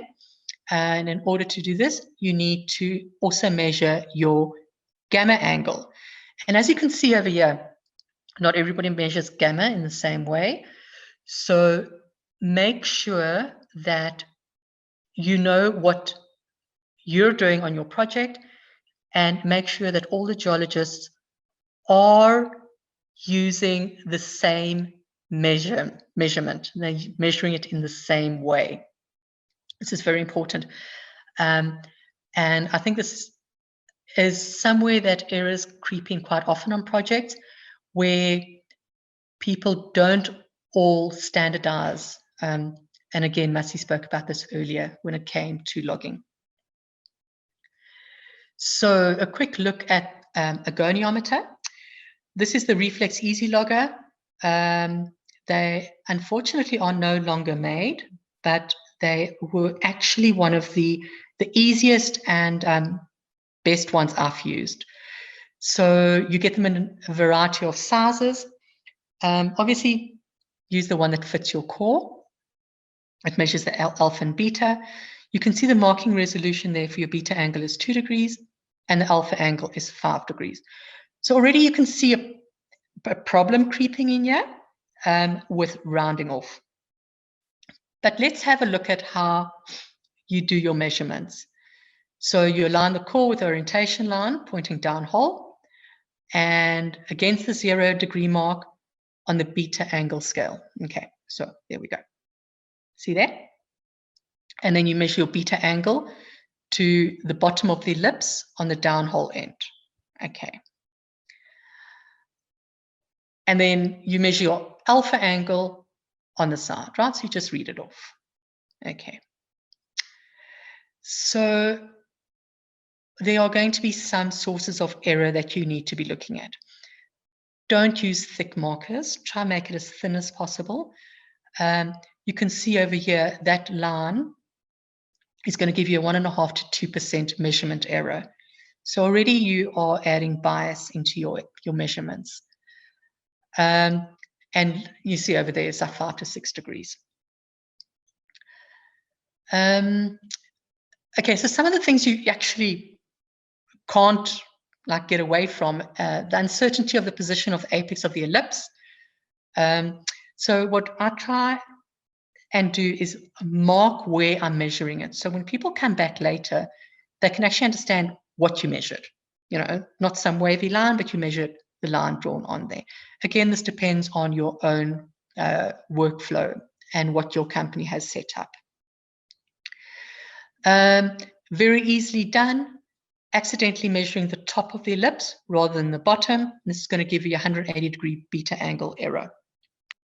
Errors in your alpha. So not just with the goniometer, but with all tools, measuring low alpha angles can be difficult, okay? And as I pointed out just now, you're already estimating your alpha angles at 5 degree increments. Error of parallax, just pick it up, put it close to your eye, and then always try and use the right size goniometer or chronometer. They come in many sizes, so try and use the one that is the best for your core. So chronometers, similar to goniometers, again, available in a variety of sizes. Their angles are measured with engraved marks and lines at 5 degree increments. Okay, so I'm not going to go into that problem again. One of the things to remember right here, this could maybe be the second most important thing. Chronometer angle measurements are different to goniometers. Okay, over here you align the apex of the ellipse with the 0 beta mark,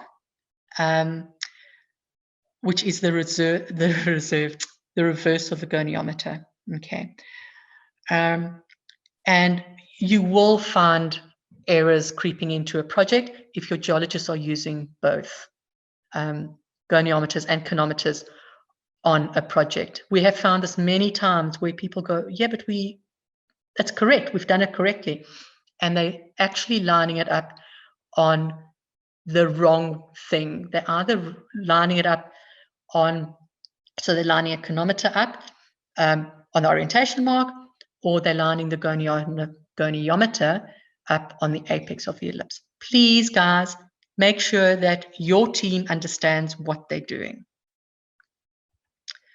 Again, use the right chronometer, thin lines, and make sure that the core is pointed in the right direction. So you'll see it's a bit of a repetition here. You're going to pick up the same errors when you're taking your measurements. But again, you know, if you've like set up your process correctly using thin pens, markers to make your marks, you're 100% accurate about drawing your arrows in the right direction. Your orientation line is always at the bottom. All these errors are done away with because of just taking care with every step. Right, so there are other things that are a little bit more old-fashioned, but I think we've all used them. Well, I have. Does that show my age? So we have core protractors, we have Kleiner rules. Again, over here, you know, reading the wrong end of the ellipse, uncertainty in the position of the apex, and the core diameter. But again, these are sources of error that you're going to pick up with any tool that you're using. So I have to admit that I have used these, and not that long ago. They're actually very handy because they're cheap. You can print them. So the alpha angle, the protractor is orientated facing down the orientation line, and then the 0 line aligned with the apex of the bedding ellipse. And then the beta angle, the 0 line is aligned with the orientation line facing down the hole. Don't cry on these, okay? It makes the ink run. Speaking from experience. So again, using the protractor upside down or facing up hole, yeah, just put a little sticker saying the side up. And then one of the other things is the fact that when you print it, you scale it. So make sure that it's not scaled. And as with the others, use the right size. So now we're moving into digital logging tools. For those that haven't seen the IQ logger, and it's very nice. I'm not sure if Grant's still on the line, but it's actually very nice to have Grant around. This was his idea. He made this. So it is a digital, as I said. We call it the rat. It's got 2 little wheels that you run down the core orientation. And it has a depth encoder in it. And once you get to your structure, you just pick it up and a laser beam is wrapped around your structure, and you push a button and it calculates your alpha, beta, and gamma angles. And it also calculates your dip and dip direction immediately on the app that's sitting on your computer or your tablet. So much faster, less chance of error, obviously, because you're not writing alpha, beta angles down, you're not entering them into third-party software, you're not then making calculations and then putting it into your database. This all happens seamlessly. One of the nice things is that once you've taken your reading, you can do your QA/QC on your computer, but it also has a stereo net. So you can already start visualizing your readings and understanding the structure of your project. So I'm sorry, I have ended up just selling index stuff. I apologize for that. But the IQ logger does have many advantages. So you can make your measurements from any position on the bedding ellipse. It doesn't have to be on the apex. And the 180-degree angles just don't happen, right? You can turn that upside down and the reading will still be correct. You can take readings on half core measurements. And if your core is fragile or broken, you actually don't have to take it out of the tray. As I said earlier, real-time dip and dip direction. And you can also measure non-penetrative lineations on planes. As with any other tool, you're going to have some sources of error. So just not aligning it properly, moving the core after you've zeroed the IQ logger. And, like other ones, low alpha angles. And obviously, you're going to have less accuracy if you're aligning it on the side of the ellipse rather than the apex. So just a quick workflow. If you are using the IQ logger and you have surveyed the hole and orientated the core with reflex tools, taken the measurements with the IQ logger, uploaded the information to the Hub IQ, and as I said earlier, this project information is visible anywhere, and it's automatically validated. It goes much quicker, obviously, and you have some real-time data. And for somebody like me, who really didn't enjoy doing structural logging, it really is much, much easier to use. So now let's move on to the other digital tools. So core photography scanning, Grant spoke about that earlier. So I'm not actually going to go into this very much. You can see there are some companies out there using it. It is a very good tool to have on board. And I just think the more tools a geologist has, the better. So measurements can be made remotely. They can be made at any time. And core degradation is less of an issue. The disadvantages is that you only see one side of the core. Poor image quality and resolution could be a problem. Parallax and lens distortion, although I'm sure that these companies have taken that into account and are minimizing those things. Subtle structures are difficult to see, and you can't pick up and log and lick the core. Whether that's a disadvantage, I'm not so sure. And then televiewers. So many of us have used televiewers before, and they make an image of the drill hole wall. You get two varieties, either optical or acoustic. They can map the structures in RC holes and zones of poor core recovery or lost core. And also another benefit is obviously where you're doing coreless drilling, so where you're actually not recovering your core. It avoids issues of poorly orientated core, not that we are going to have poorly orientated core after this talk. And they generally run by downhole survey companies. So you are looking at bringing an extra service provider onto site, making them expensive, particularly if we're looking at small projects or projects in remote areas. They can miss some structures, and then also taking into account that it's a service provider, and when they do the televiewer mapping, the data turnaround could be slow. So let's have a look at the optical ones. They have high resolution optical sensors and produce a digital image of the drill hole wall, as you can see. They require a dry hole or clean water, and they have to have a color contrast for them to work properly. Then the acoustic ones use an ultrasonic beam, and they measure variations in acoustic attenuation of the drill wall. They require fluid in the hole and obviously an acoustic contrast. they don't always identify subtle structures and fabrics, and it can sometimes be difficult to tell fractures from veins and alteration. And that is the end of that.